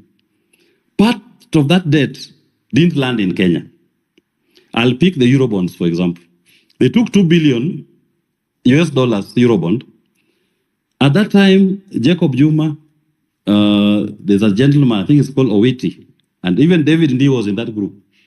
ODM convened them, and they went through to trace the movement of that money. And right at that point, even threatened to lead Kenyans to storm Treasury building, to release where the money went. Upon that threat, Treasury released the first proof of payment. They released the RTGS form, which showed 1 billion US dollars was used to settle part of a loan that would be taken by Kibaki, and part of that money was paid into a CBK account. Correct, accounted for. The second part, 1 billion US dollars, at that time is almost 100 billion Kenya shillings. When they demanded for the information to be released, they released a form. It's in the public domain to date. And that form shows money moving from JP Morgan to another bank, and the account to which it is going in Qatar is redacted. You cannot see the name of the person to whom that money is being made. That is 1 billion US dollars in your debt books. In other words, somebody went to America or to the European market and took a Eurobond of 2 billion US dollars in your name. He made you to be responsible for paying that debt. And he did not apply that money to any project in Kenya. He did not procure parliamentary approval for that money. But what the Kenyan people ended up with is a responsibility to pay for that money. We did pay for that money sometimes, I think it was in end of June. And at that time now, when we were paying for it, we refinanced it. We took a fresh one at an interest rate of 10.35%. At the time of taking in 2014, the interest rate was 6%. And there are so many other such loans which are taken in our name. If you go to our PFM Act, it is very clear. You can only borrow money for a project. You only borrow money for development. You are seeing Kenyan government every day issuing, every week they issue treasury bonds and bills. They're telling you this bond and bill is going to finance which project. You are just saying 20 billion floated. People take out that loan and they come back to you. When they are using my money that I have deposited in the bank. Then they go to my government to take a treasury bill or bond that is not pegged on any project. Government takes it to eat it. Once they eat that money, the government comes to me and you and collects an exorbitant interest rate to pay for that loan. Now, interest rate is at 16%. When they take that interest rate of 16%, they do two things. Number one, you are burdened with the high interest rate that you're going to pay from your tax money. And number two, even if you wanted to do your own project as an individual, they know here I wanted to go and expand his food business. He goes to the bank tells him, they know, I will only give you a loan at an interest rate of 22%. Why? Because the bank prefers to lend money to government because government will pay for that money and will come back to the people of Kenya as a sovereign to cushion it. They know it's seen as now a credit risk. In fact, you are not even wanted in that banking space.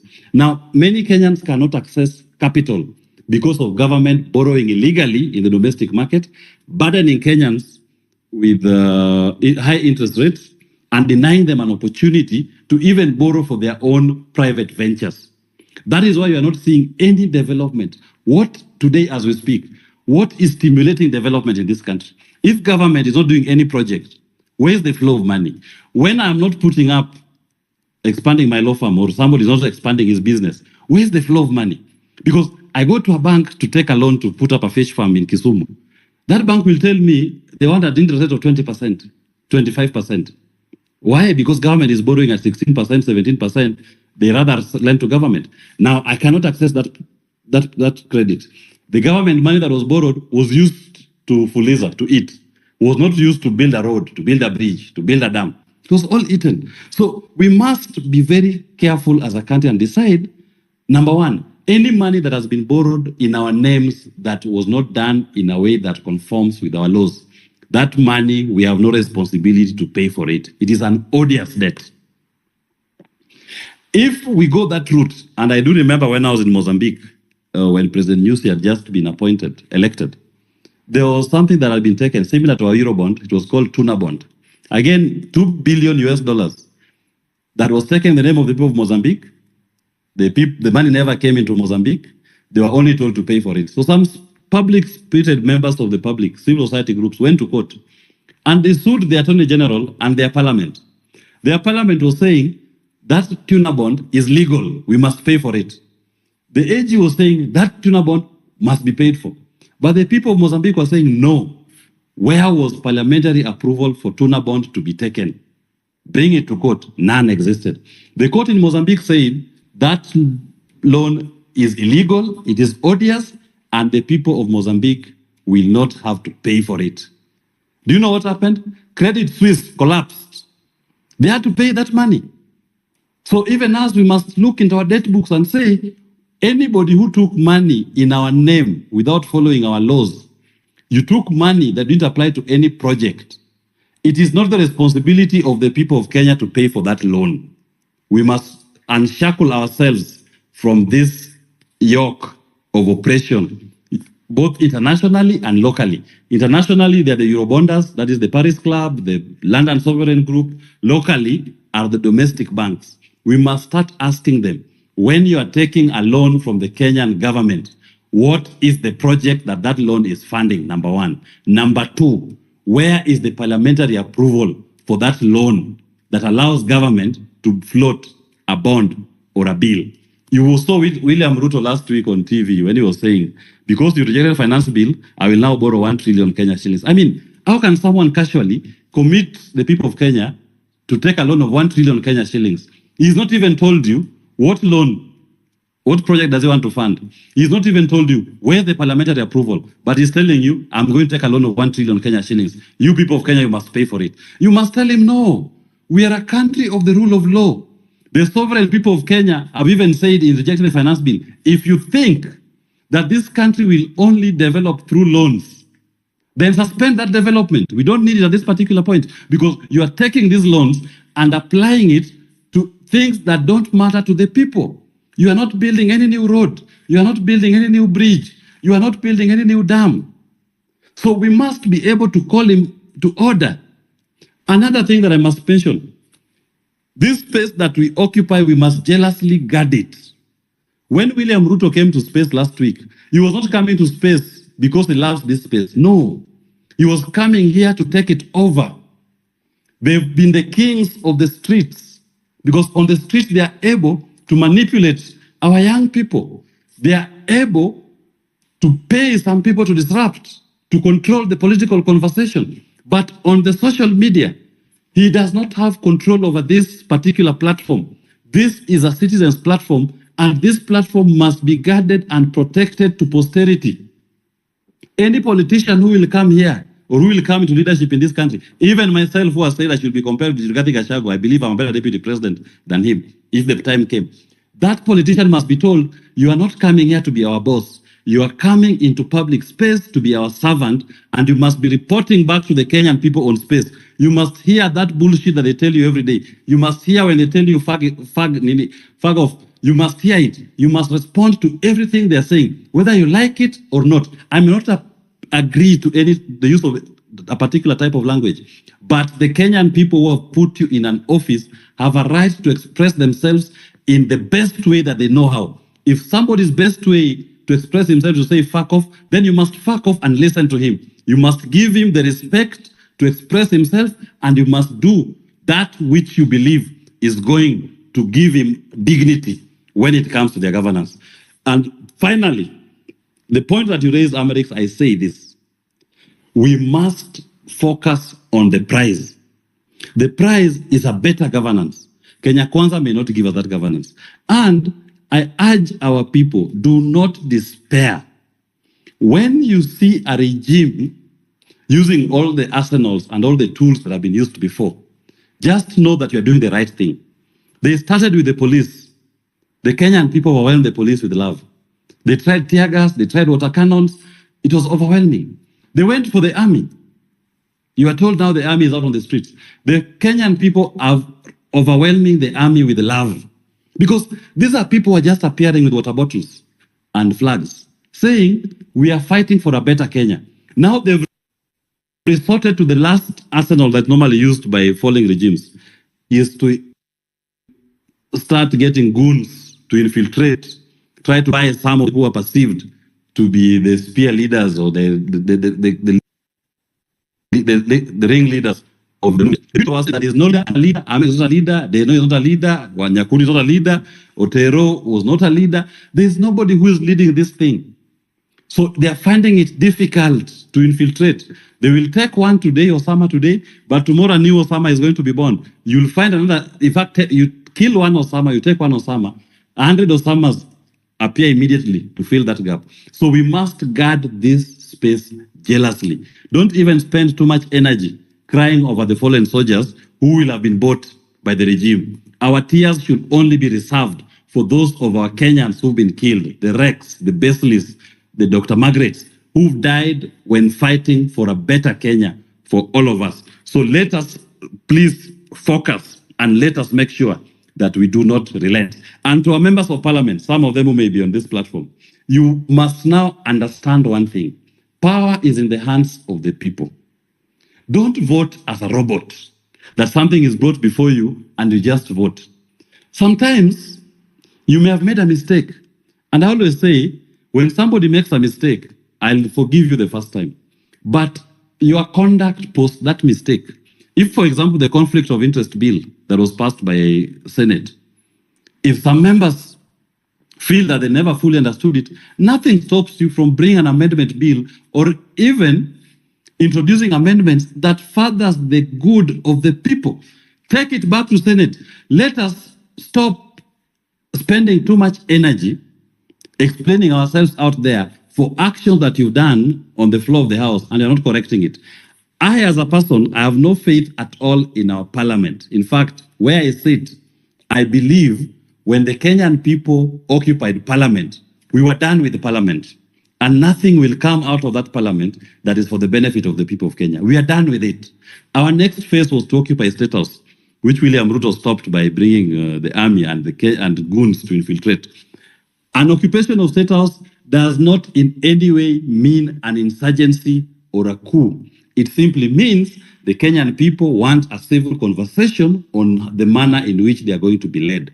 And let us not, when people say, I'm going to occupy parliament, we must, or I'm going to occupy State House, we must be very careful not to start selling fear or encouraging the police or the army to use guns. When somebody says we are going to occupy parliament, what you should be doing is asking the police, asking the parliamentary leadership, can you make sufficient arrangements for for the group that is coming, that there's security for the members, there's security for the protester who has a right under Article 37 to protest. When he comes to Parliament, he's given a chance, he's given an opportunity to express himself. If you are going to set the parameter to be the gates of Parliament, set it to be the gates of Parliament. If it's going to be the lawns of Parliament, set it to be the lawns of Parliament. But you cannot say, if you come to Parliament, we will kill you. And to say this, for these policemen who are currently being misused by the political administration to cause these deaths, I've been in a case, the Baby Pendo case, and in that case, we are suing policemen. We are suing former commanders, OCSS in Kisumu, the ones who killed protesters. They even clobbered Baby Pendo, a 2-month-old baby in her coat, baby coat. They killed that baby. Today we are in court. I've looked at all those policemen in the eye. I've seen the fright in their faces. They are being charged for crimes against humanity. They are being charged under the International Crimes Act. And those people are now crying in the Constitutional Court, asking, pleading not to be allowed to take plea. So even to Komi, even to Bungei, when you are deploying police and you're encouraging the killing of Kenyans, please note, when the time comes for you to answer for that, William Ruto, Kimani Ichung'wah, Ndindi Nyoro, or whoever you think is now sending you to do these things, or is protecting you, will not be there. You will carry your cross alone. Yebei is in court crying today over Baby Pendo. He is facing his day to answer to those charges. And we must document all these atrocities. The beauty is that criminal law, there is no limitation of action. I can sue you today, I can sue you tomorrow, I can even sue you 10 years today, even 30 years today. I can even wait for you to retire before I take you to court. And you will be called to answer to these charges. So anybody who's listening to me, if you come across any police atrocity, any misconduct by a unit sent, just collect the evidence. They may have the gun today, they may have the power today, but tomorrow they will not be holding that office. They will be called to account. And we must use all avenues available. I know there's a team of Kenyans who've even thought of going to the ICC so that the states can open an inquiry into Kenya, because what we've witnessed, this is not police controlling riots or demonstrations. This is a case where somebody has issued an order to the police to go out to civilian population and to exterminate them. When you have men wearing balaclavas and running around in a double cabin pickup, and they're covering their faces, carrying assault weapons, that is a death squad.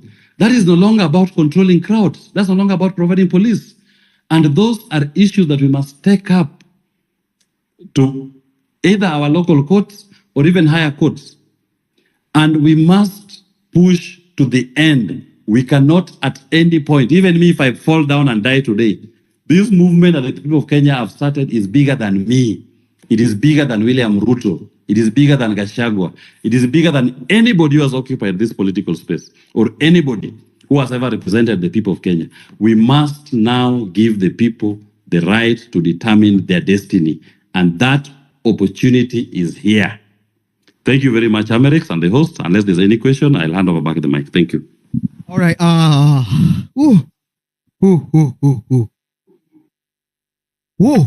I have learned a lot. Thank you very much, Wakili, for that.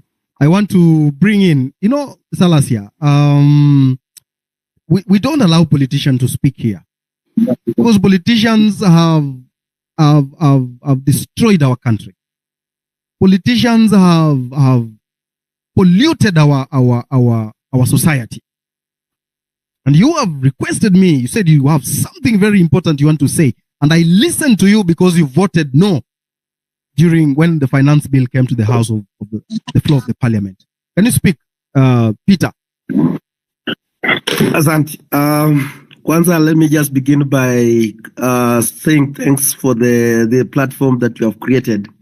Indeed, when I just started listening from the word go, when you gave your remarks, I was so much impressed because you touched somewhere whereby there is a mess. We have been just trying to talk, but there is a place where Amerix you touched so deep. And this is where we need now to go. And this is the time.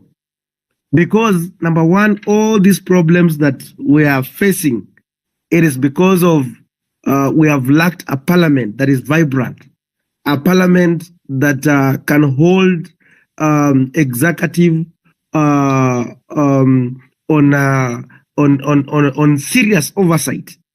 Because when the constitution was made, maybe I'm not good a historian, but you're all aware that we have 3 arms of government, and each arm has its own roles. And I remember when we met with the president as young parliamentarian, he told us that the young leaders, when young parliamentarians some time back, that we should legislate. Our work is to legislate. But so surprisingly, you find like if there is a controversial bill that has to go through, you will find like the members you meet with, like you remember last time we had people like Narama. They had made a deliberation position that I'm going to vote no. But the moment these guys, they are called in the parliament, in the state house, when they come back from the state house, everything has changed. And that is why there is a point where you say that we need a referendum, a constitutional referendum, whereby we can separate the presidency. We cannot have a parliament that is an extended hand of an executive. Recently, you saw what just happened as a procedure of the House. We never have, we're not used to have, we always have the House business. Tuesday afternoon, then Wednesday from morning to evening, and then Thursday from 2 onwards. But if we want to have a sitting on Thursday morning, there is always a mover, and then we deliberate, and then we agree that the House is going to sit the following day. But it was very unprocedural that even most of us, we were not aware that we are going to have a sitting on that particular Thursday morning. But just because somebody has received instruction from the State House that we need to get the issue of the military, that now they have to pass it in the House, whether the opposition are there. So in the morning around 3, around 2, around 8 is when they are sending us message that we need to be in the House, when they have already themselves have been mobilized. There's this issue also they come up with, that the executive can even spend money, some money without the approval of the House that is outside the budget. And just because they receive the instruction from another arm. There is another one that the government can go ahead and borrow money even without there's a figure, without even notifying external borrowing, without notifying even the parliament. So you note that there is a problem, and this problem must be sorted out. There is no independence in the parliament. And that is why I just asked Amerix to request me to come in so that I can also explore, because we are there, like with the first time MP. Sometimes you will ask yourself, why are we not even be able to not to speak in the House? There are those, like there's one who say that there are those who they have stayed there, so they call them when I was going that I cannot be monolized here.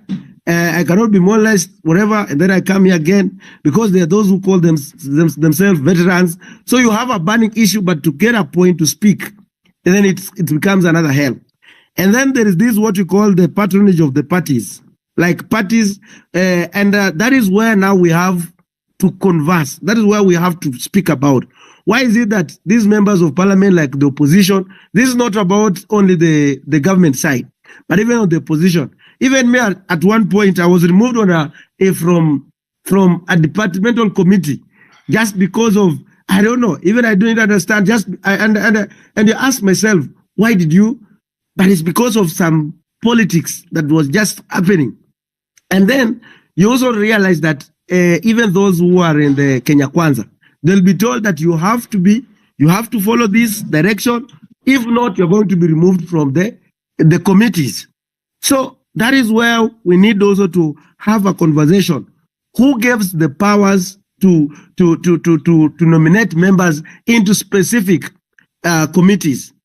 And I want to also thank the LSK And I was so much worried. I remember even I told, I was worried if Faith Adhiambo will accept, Odhiambo will accept the welcome to full Kenyans that they are trying to look at an inquiry commission to look at the issue to do with the debt position of this country.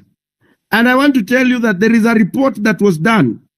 And this report was done by there is a committee that is there, is a select committee called the Public Debt Committee that is mandated to look at the debts of a country. So when I heard about the president talking about that, he's forming an inquiry commission when I've never heard about. Yes. Go on. Yes. When I heard about him saying that he has formed an inquiry commission to go and look at this, that when we already have a report that implicated that the Eurobond money never came into this country, and people were paid, by the way, were paid. And so, again, what is really, that's why for those who have heard me speaking even on public rallies, in public, I ask myself a question. I'm not a good historian, but in 2013, I wasn't so much into politics. I was still in school. And I used to hear people like Thuge, where the Kamau Thuge were the PS of the finance by that time, very powerful PS. We had people like Narotich were there, Henry Rotich were the CS of finance. We had people like Njuguna Ndungu, who was the central governor of the central bank. And so the same people, when the money from the Eurobond got lost, are the same people that have been rewarded these jobs as the economic advisors. They are the same people that now they are holding bigger positions in terms of holding the finances of this country. You ask yourself, there is what you call the Auditor General, and you also have the board of that governs the Central Bank of Kenya. Ask yourself, who is auditing the Central Bank? And that is being run by few people, but now the auditor cannot even audit the Central Bank, and yet that is the work. So those are the things that I think as the highlights of this, because this nation lies in your hands. And I'm happy that you have studied the dynamics of the politics of this country. That if we come and raise one person, say that this is our leader, then, you know, this person is going to suffer, will be under intimidation, will be bribing, will be all sorts of manner of, so that to make sure that the movement dies at a go. So when you, and that is why I want all of you to remain with that slogan. And I'm happy that most of the members, you are mark timing each member. And I'm happy when Boniface Menguwen was trying to do, you are able to bring him on board and tells him this is the direction that we want. I've heard about people like Robert Alai, being called on order. You have to make a position. You don't need to have someone to come and discourage the people, because these people, they're under, and again, you remember the last Finance Act of the Finance Bill, or the Finance Act of 2023. In the House, there is what you call the Business House Committee. The Business House Committee is the one that is mandated to give members on the business that are going to come into the House to be discussed. It is so much unfortunate that even it is unpredictable. If someone wants to pin you down, they will tell you that we are going to vote. Like last time, we have not been notified, like we knew voting is going to be next week, but our leader who is there has not communicated to us, telling us that now there's going to be voting on this particular time and day and time, so that don't go away. So you just find at the moment the voting starts, and that is why finally in 2023 Finance Act, most of the people were in the House, but they never voted because walikuja wanafunga mlango, and that is it. So I just wanted to highlight those issues so that at least it can also give you direction as you. But this is the time for you to call upon the referendum and fix some of the things that you are seeing. Because look at the last thing that I just want to tell you, and I'm happy that this is the thing. I'm in the Committee of Agriculture. When I'm in this Committee of Agriculture, we were mandated to have a report, and we worked in all the cereals board in this country, trying to look at the facts that whether there was on the issues of the fertilizer, and indeed the report that we came up with, that there was a mess. The soil that were being sold to the Kenyans, the issue of the scandal of fertilizer. So when we brought this report on the parliament, they just put it that side. No one used it. And then these people are working scot-free. So thank you so much for bringing it for us. Thank you very much. But I want to put it to you that the entire nation is so disappointed with the House. The entire nation is so angry with the parliament. And the only thing the nation wants right now is that parliament should be recalled, the whole of it. That parliament is a mess. Because from what you've told us, it's like parliament is now like business. It's like a market. You know, the person, the one you can buy is the one that will pass those bills. So we want that parliament to go home. It should be dissolved, all of it. We don't want it. And if they continue staying there, these young men will come back for them, and they will now remove them forcefully from those seats. So go and tell your members or your colleagues that we are so disappointed. We do not want anything to do with them. Degwanjiru. Yeah. Thank you very much, Eric. Thank you very much, all the participants. I have keenly followed the debate since we began, and I have heard the encouragement that we are more focused than ever to make sure that we redeem this country, that we reclaim this country, that we rebuild this country. And the process of reclaiming and redeeming this country and rebuilding it requires a lot of self-sacrifice. It requires a lot of commitment. It requires a lot of gathering than scattering. It is therefore my appeal that during this very dire session that we have engaged ourselves in, that we try to gather as much as we can and scatter less as we can. Because all of us at this particular time, everybody matters to us. And now, moving forward, I have listened to my learned senior, Mr. Willis' submissions. I have also heard the sentiments of the host about the question of parliament. We have, I've heard the submissions about the question of the IBC, the public debts, and all those. I'll tackle each at a time. I would begin perhaps by tackling the question of the IBC and where we are at the moment. And what are we waiting for? Constitutionally, at the lapse of 14 days, whether William Ruto decides to sign to assent to the bill or not, the bill will become effective and will become law. But upon becoming law, how then do we move on, and how is a bill proposing to constitute the IBC? And that is where we should be focused at or on. I submit that when you look at the bill, they changed the criteria of constituting the IBC, and they proposed that the constitution of the panel that will select the commissioners. They said, one, the political parties will have serious role in participating in the manner in which the commissioners will be selected. For example, the political party liaison committee, which is a liaison committee that is constituted of all the registered political party in this country, notwithstanding whether those political parties have complied with the Political Parties Act or not, they were granted an opportunity to appoint 3 representatives who will sit in the panel to select the commissioners. Kenya Kwanza was equally given 2 slots to select the commissioners. Azimio was equally given 2 slots. 1 slot, I think, is going to the public, members of the public.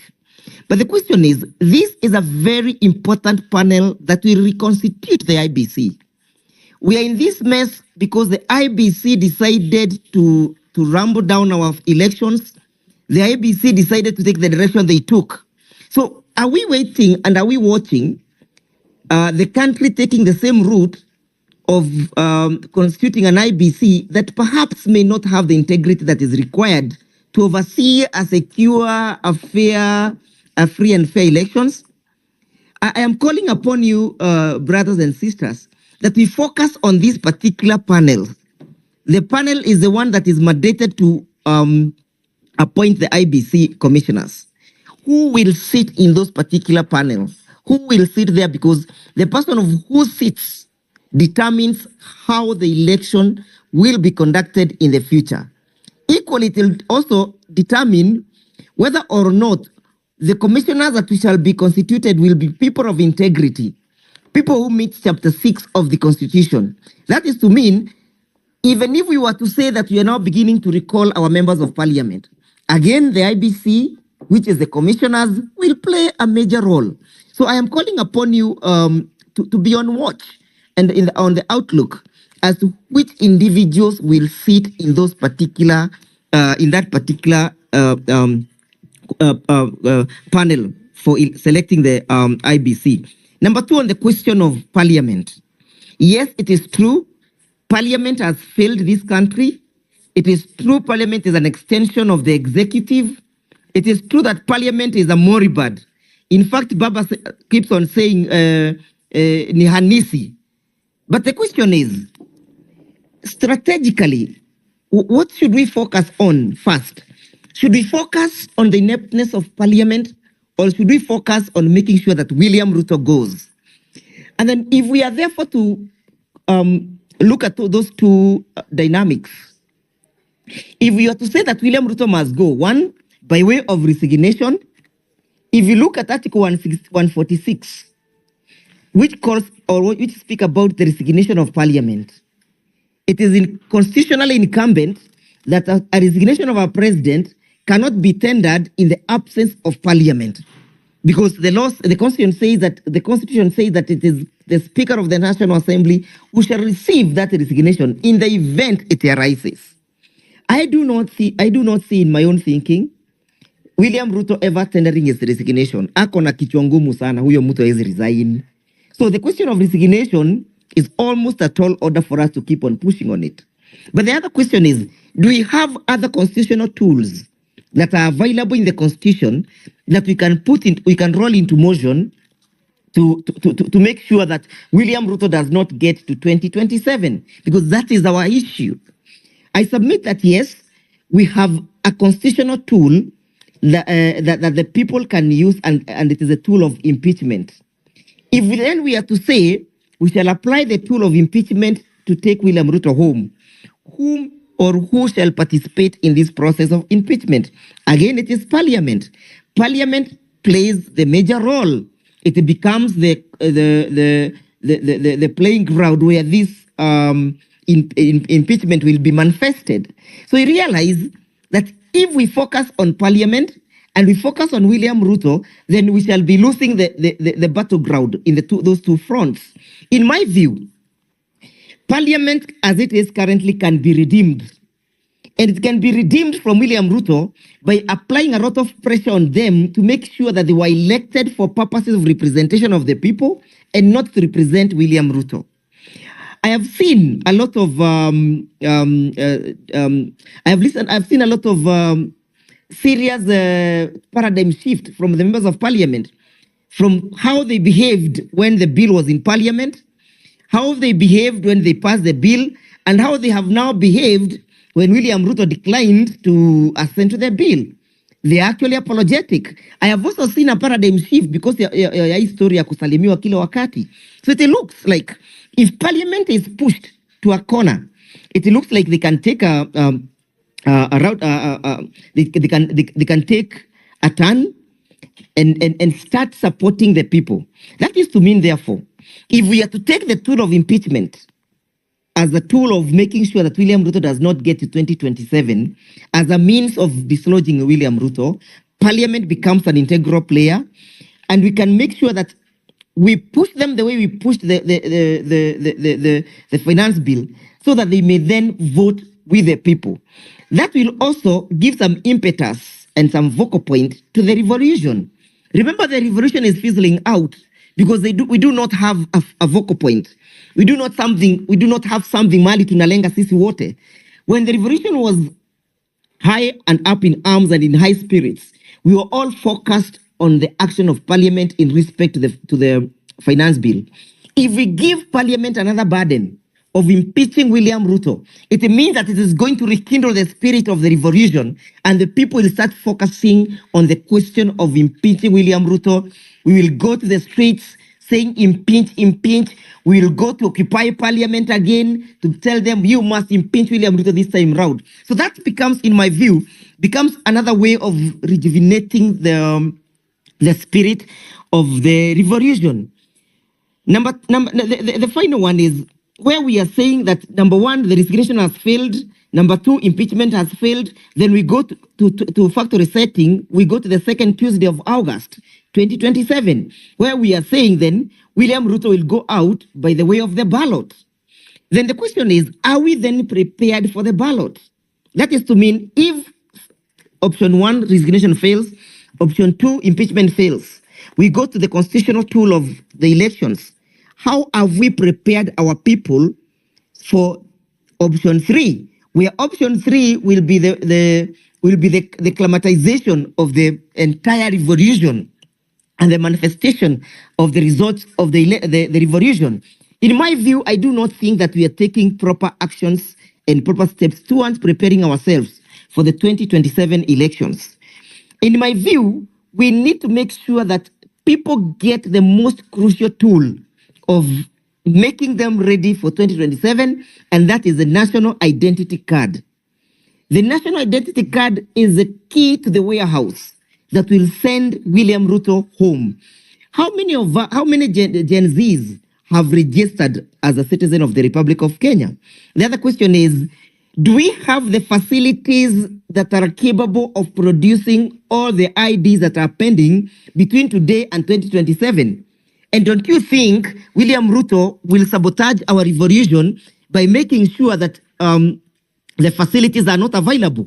I am proposing that we devolve the process of registration of the people to the counties, or to the most minute level that people can easily and expeditiously get registered. That is to mean the equipment that generates the IDs must be removed from Nyayo House, be taken to where people can easily collect them. It should be our priority to push that IDs be issued as many as they can. But again, that William Ruto will sabotage because he knows that is a tool that he cannot evade. The other question is, when you look at the question of the Election Act and the role of the people requirement to register as a voter, I was asking myself today, how many things am I able to do as a Kenyan on the face or the fact of just holding an identity card? If I have an ID, I can get a visa. If I have an ID, I can withdraw M-Pesa. If I have an ID, I can do a lot of things. Why is it so difficult, and why is it a requirement that for me to vote, I must be registered? I must have a vote. There must be a rigorous process which must be rolled in a clandestine manner for me to be able to vote. What is the role of the ID? Well, why can't I just go and vote? Why can't the register be generated on that basis? That if you have an ID, you are registered to vote. Those are some of the things that we might think and might impact or call for the amendment of the entire electoral laws.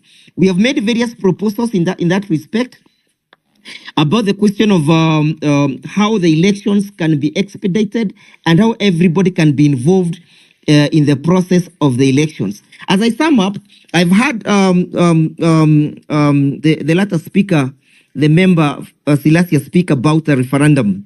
In my view, we are not yet ready for that. If we say that we want to take the country to a referendum, we'll be losing our eyes from the ball.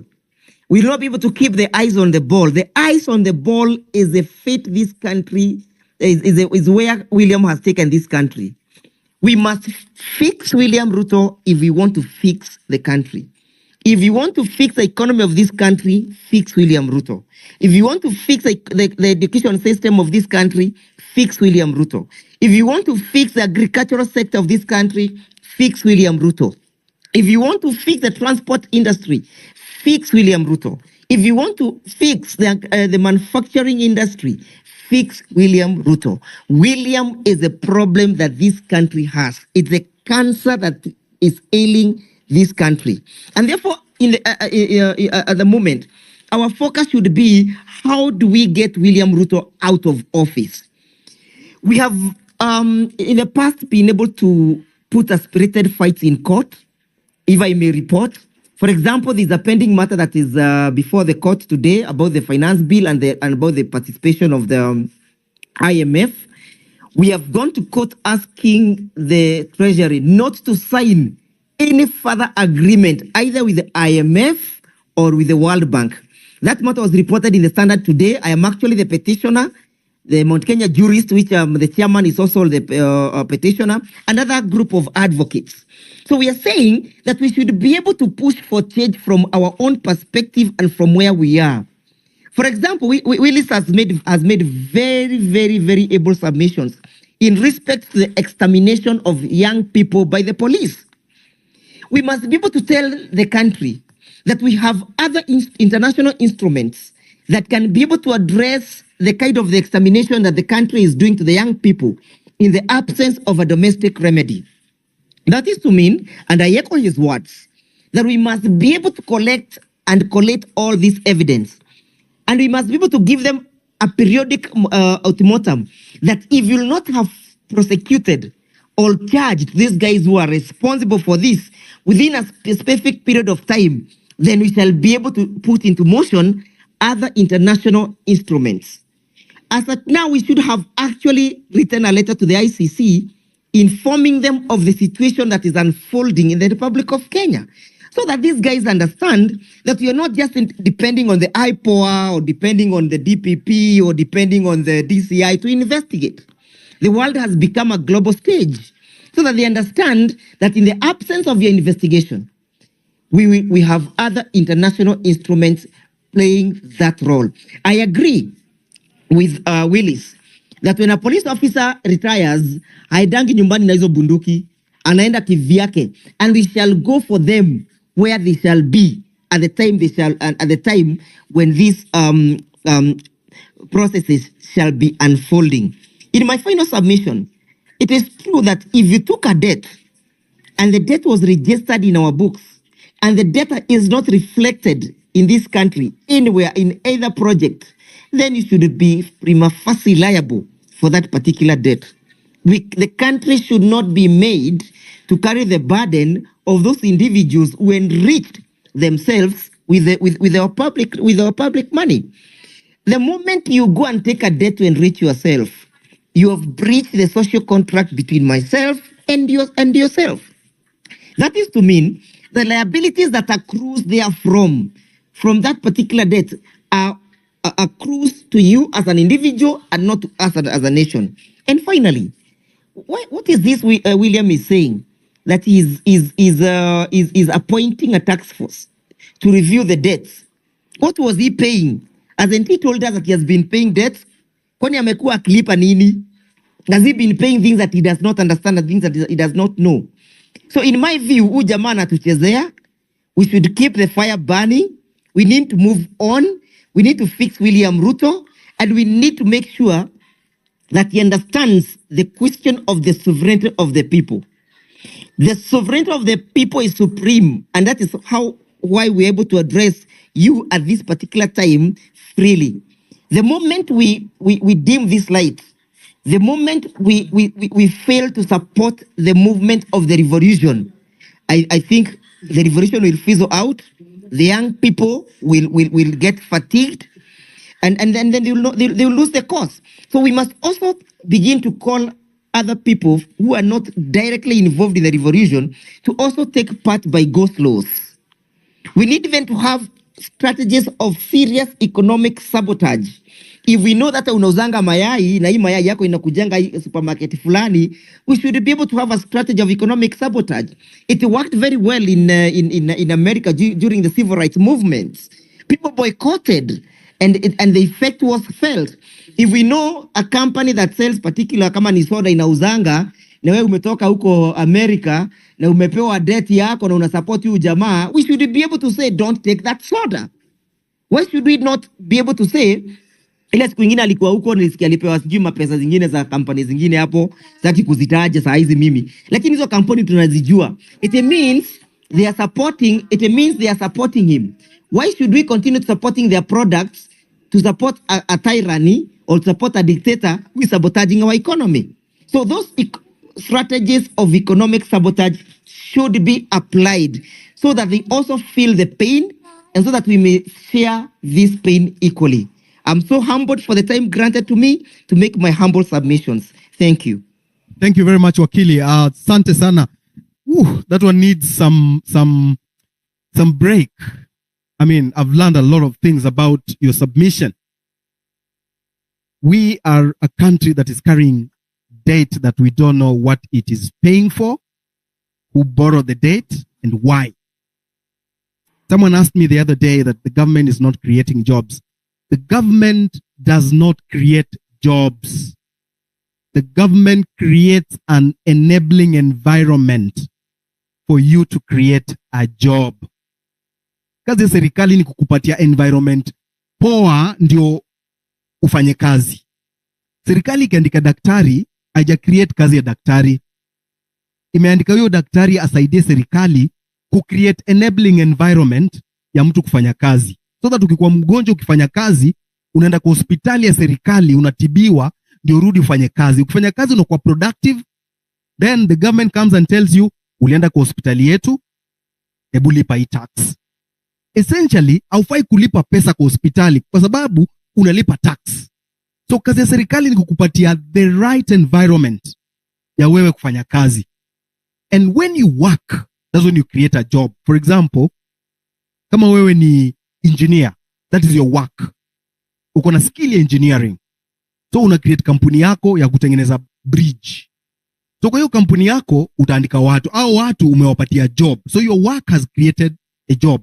So serikali kazi yake ni kucreate environment ndio wewe ufanya nini? Thrive, ukwe productive. So when you are productive, ndio serikali inakuja nasema, jo hapo umekuwa productive, hebu nipatie hata 10%. Lakini tuko na serikali yenye inakuitisha 10% hata kama hujakuwa productive. So serikali kama hiyo tunaita predatory government. It is like a predator, ni kama vampire. Aione ukifanya kazi, uko nyumbani umekaa. Lakini inakuambia file returns. How do you file returns na unataka kazi? Inakuambia file nil returns. Sasa walikuwa wamefika ile level ya wanataka kuangalia kwa M-Pesa yako.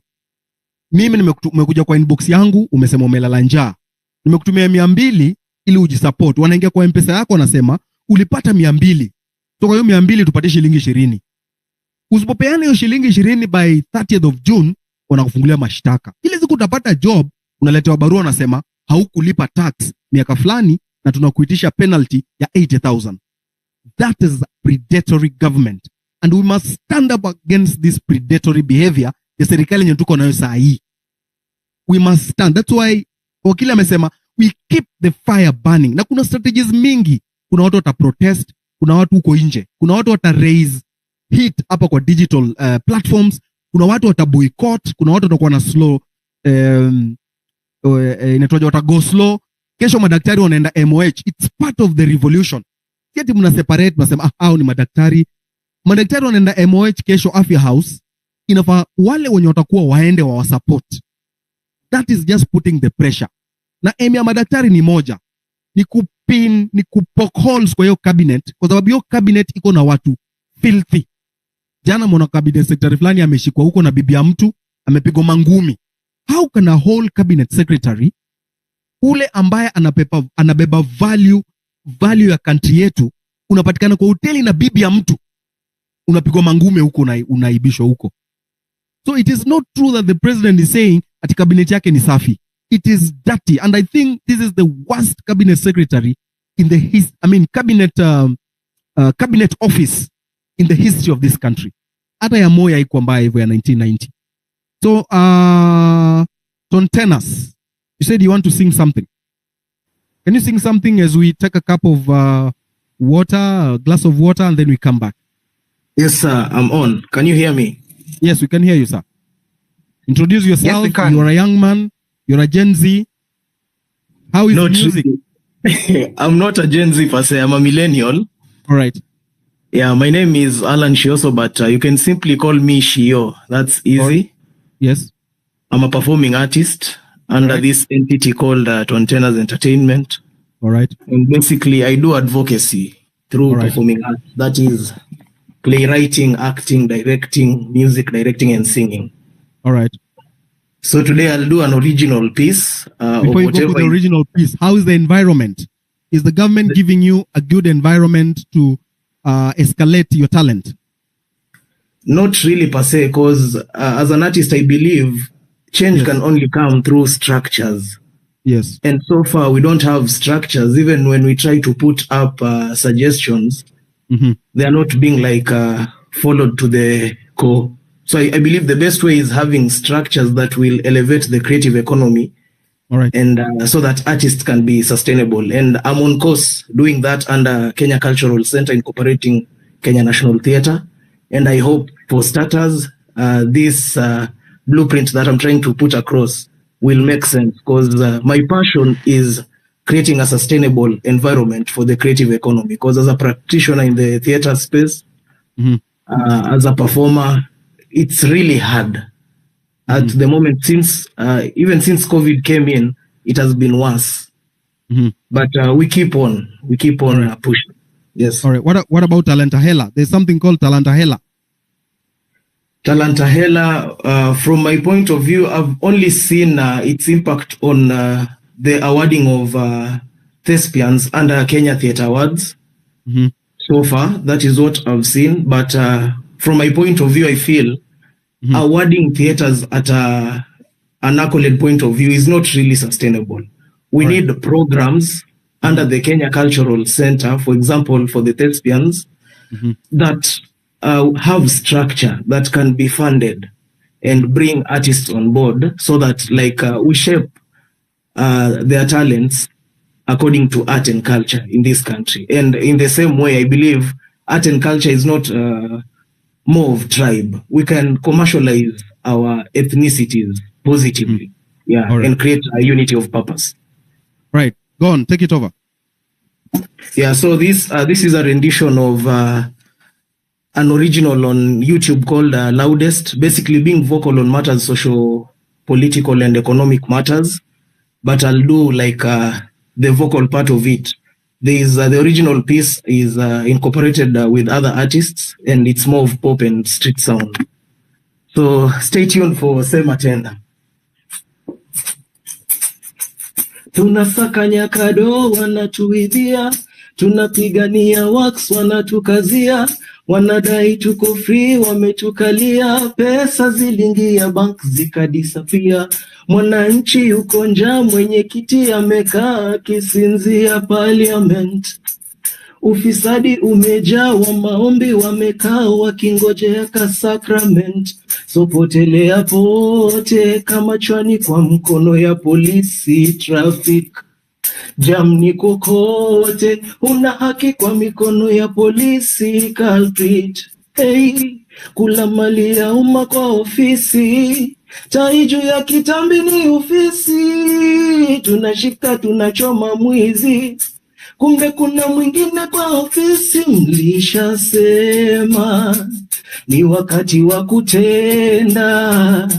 Mlishasema ni wakati wa kutenda. Mlishasema ni wakati wa kutenda. Mlishasema ni wakati wa kutenda. Unapenda mnene juu anakupa vinene, miaka 5 mitini juu utamona kwa teli, kuongeza madeni mifuko ndefu karele, mpeleke kotini atatoka na deni, jukani kesi hakuna za wadosi, nimewadadisi amnaga mikosi.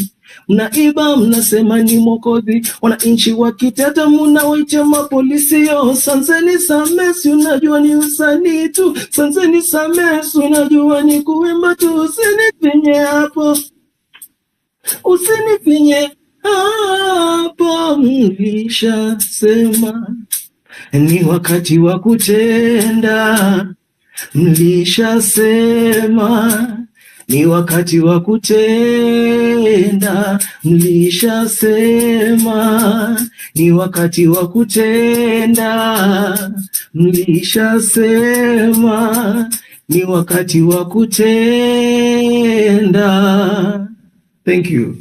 Thank you very much. Where are you? Where is your studio? Where can people get you? Because your songs sound to be revolution songs. And I'm sure as we go on with this revolution, we want more of these songs. Where can we get you? On social media or the physical studio? Physical studio. Physical studio, currently we are at Kitengela. Yes. Chairman Road behind Eastmart. All right. Yeah, that is where the basic, like the physical studio is, but on social media platforms, you can find us on tenors. And we occasionally hold shows at Kenya National Theatre. All right. Yeah. Thank you very much. Can we have Milton? Milton? Thank you, sir. Thank you so much, Amerix. Yes. I'm so happy that you decided to host this. You know, so many people didn't know the guy who actually started this movement. They've been really searching. And even your followers, most of them didn't realize when this thing started. Because it was deep. Someone once posted a speech of President Uhuru some time back. Many didn't understand it, and someone said that hii ni watu wenye wamepata B- kwenda juu, wengine wangoje bloggers wa explain. So in the, like on this conversation, the first thing before I even continue much, you also need to balance between our watu wenye wana verified, our watu wenye kuko chini.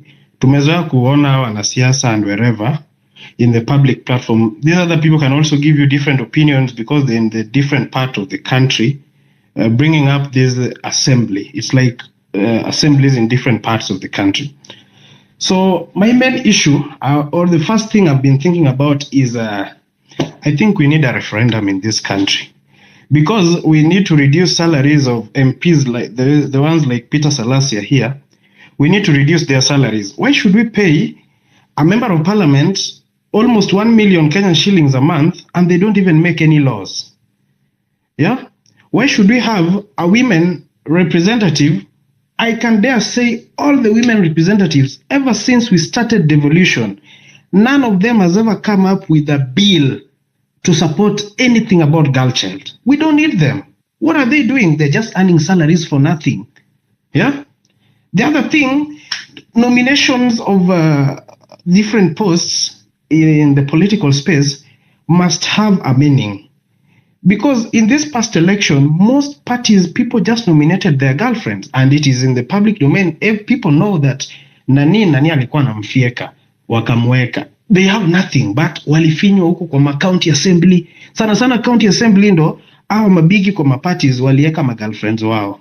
And people know it, and it is so sad. People earning money, they don't bring any bill that changes the government, like the lives of the ordinary citizens. So my first thing is, venye mtu kama Raila alikuwa analeta hiyo referendum ya BBI nini, aleta referendum ya kutoa salaries zao, say, from those 800 and wherever, or we the people, we can bring a referendum through a representative, we can have signatures and all that. Once the IBC is constituted, we need to have a referendum, because we cannot be paying people all this money and we are not getting anything worth of our money.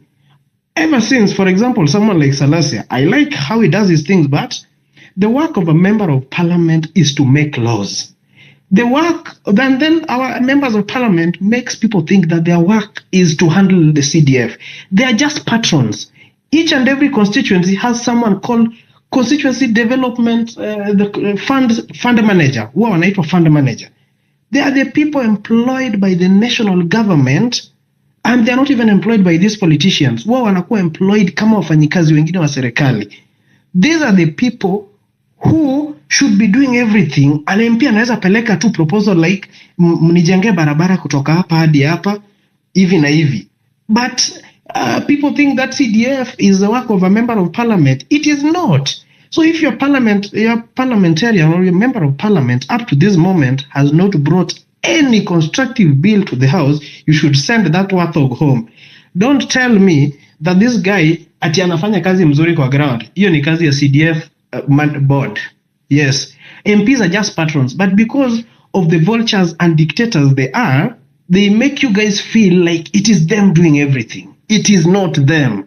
This is the job of those fund managers pale chini. Ni ile kozua wanaogopa wanasiasa wanashindwa kufanya something against them, but members of parliament wanakuwa tu patron wa hizo nini. So we need to reduce salaries of MCA anafaa kuearn at most 70,000. A member of parliament, people like Akina Salasia, they should be earning 200,000 maximum.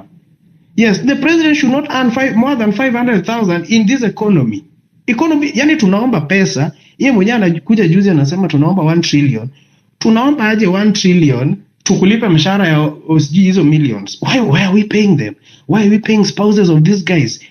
They said that they are not going to allocate funds to these people. How are we going to know that they are not going to allocate funds?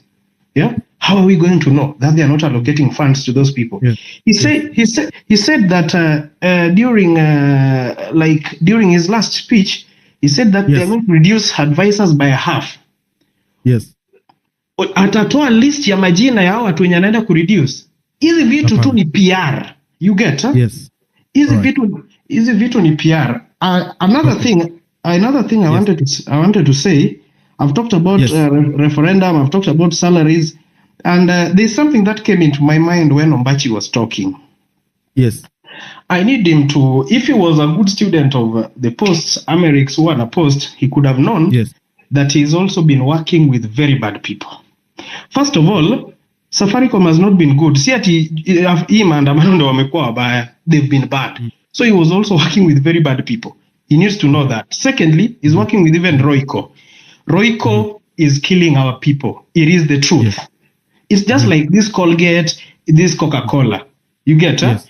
Any fluoridated toothpaste inatumiza. We don't need to work with them. We can find ways of earning in other places.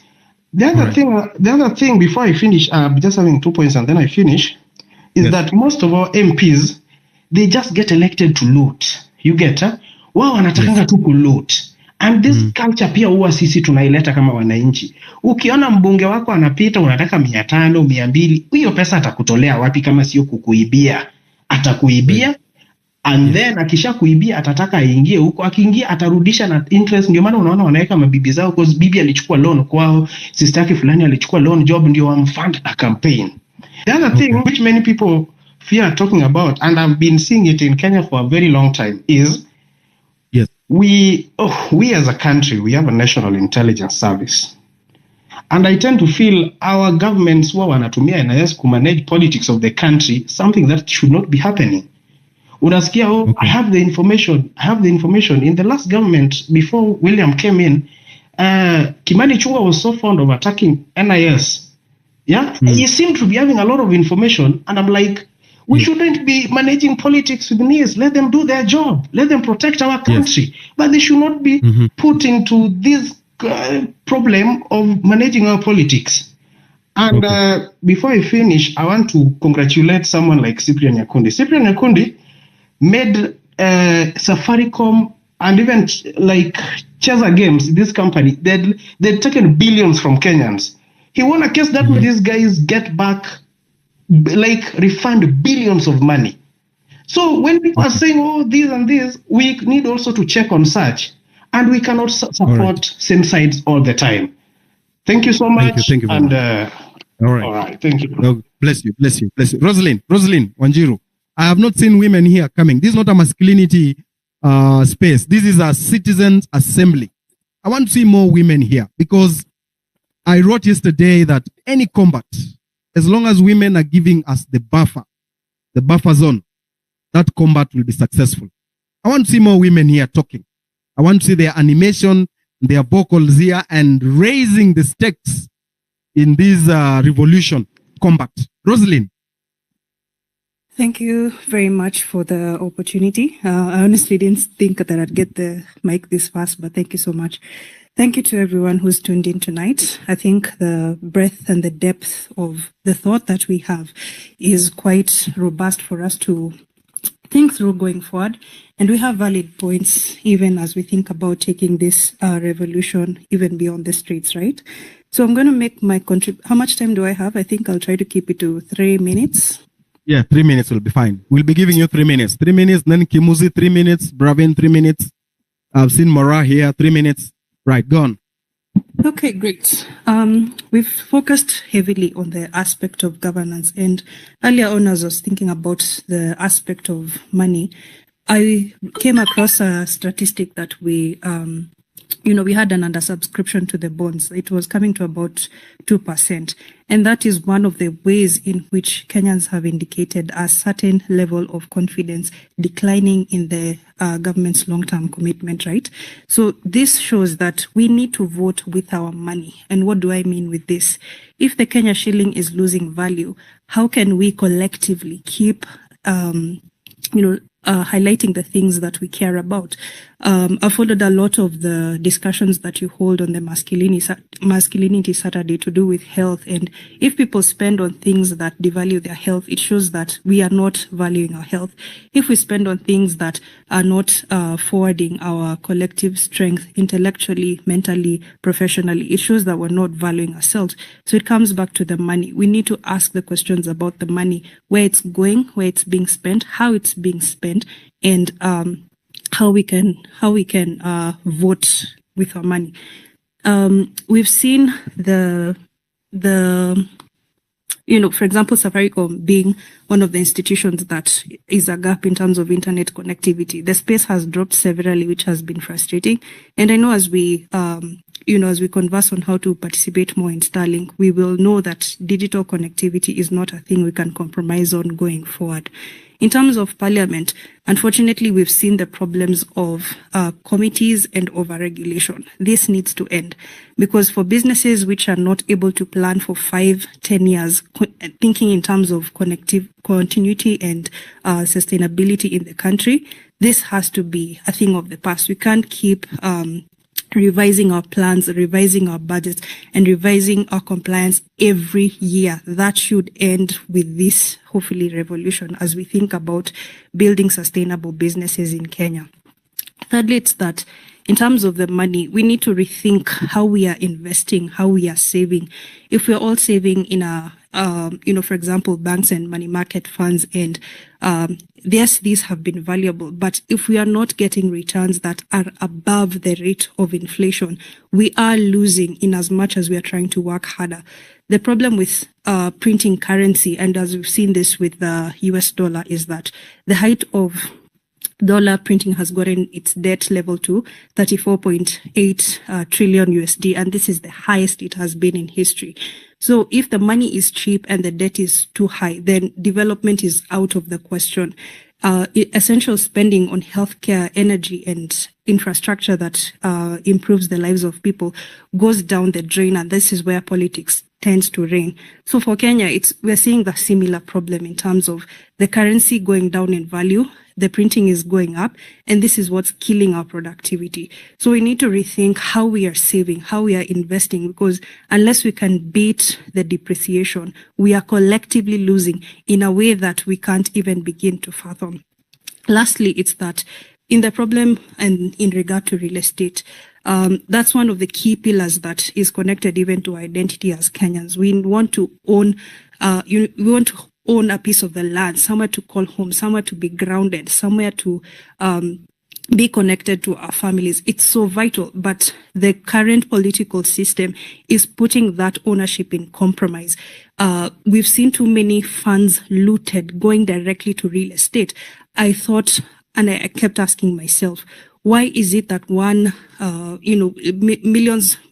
that are looted, billions that are missing, and we keep seeing palatial homes, we keep seeing new estates, new apartments, and new flats? Why is this a pattern? The fact is that it's another way that is killing our collective productivity, because if we as a majority of Kenyans are earning less than 100,000 shillings or less than 150,000 shillings, when will we afford a real estate, demand or pricing of 5 million, 10 million, 15 million shillings? And this is minus furnishing, minus the long-term goals that we want. We need to rethink the money, because this is where our collective strength is being sapped. And if we can see this conversation in terms of the future and in terms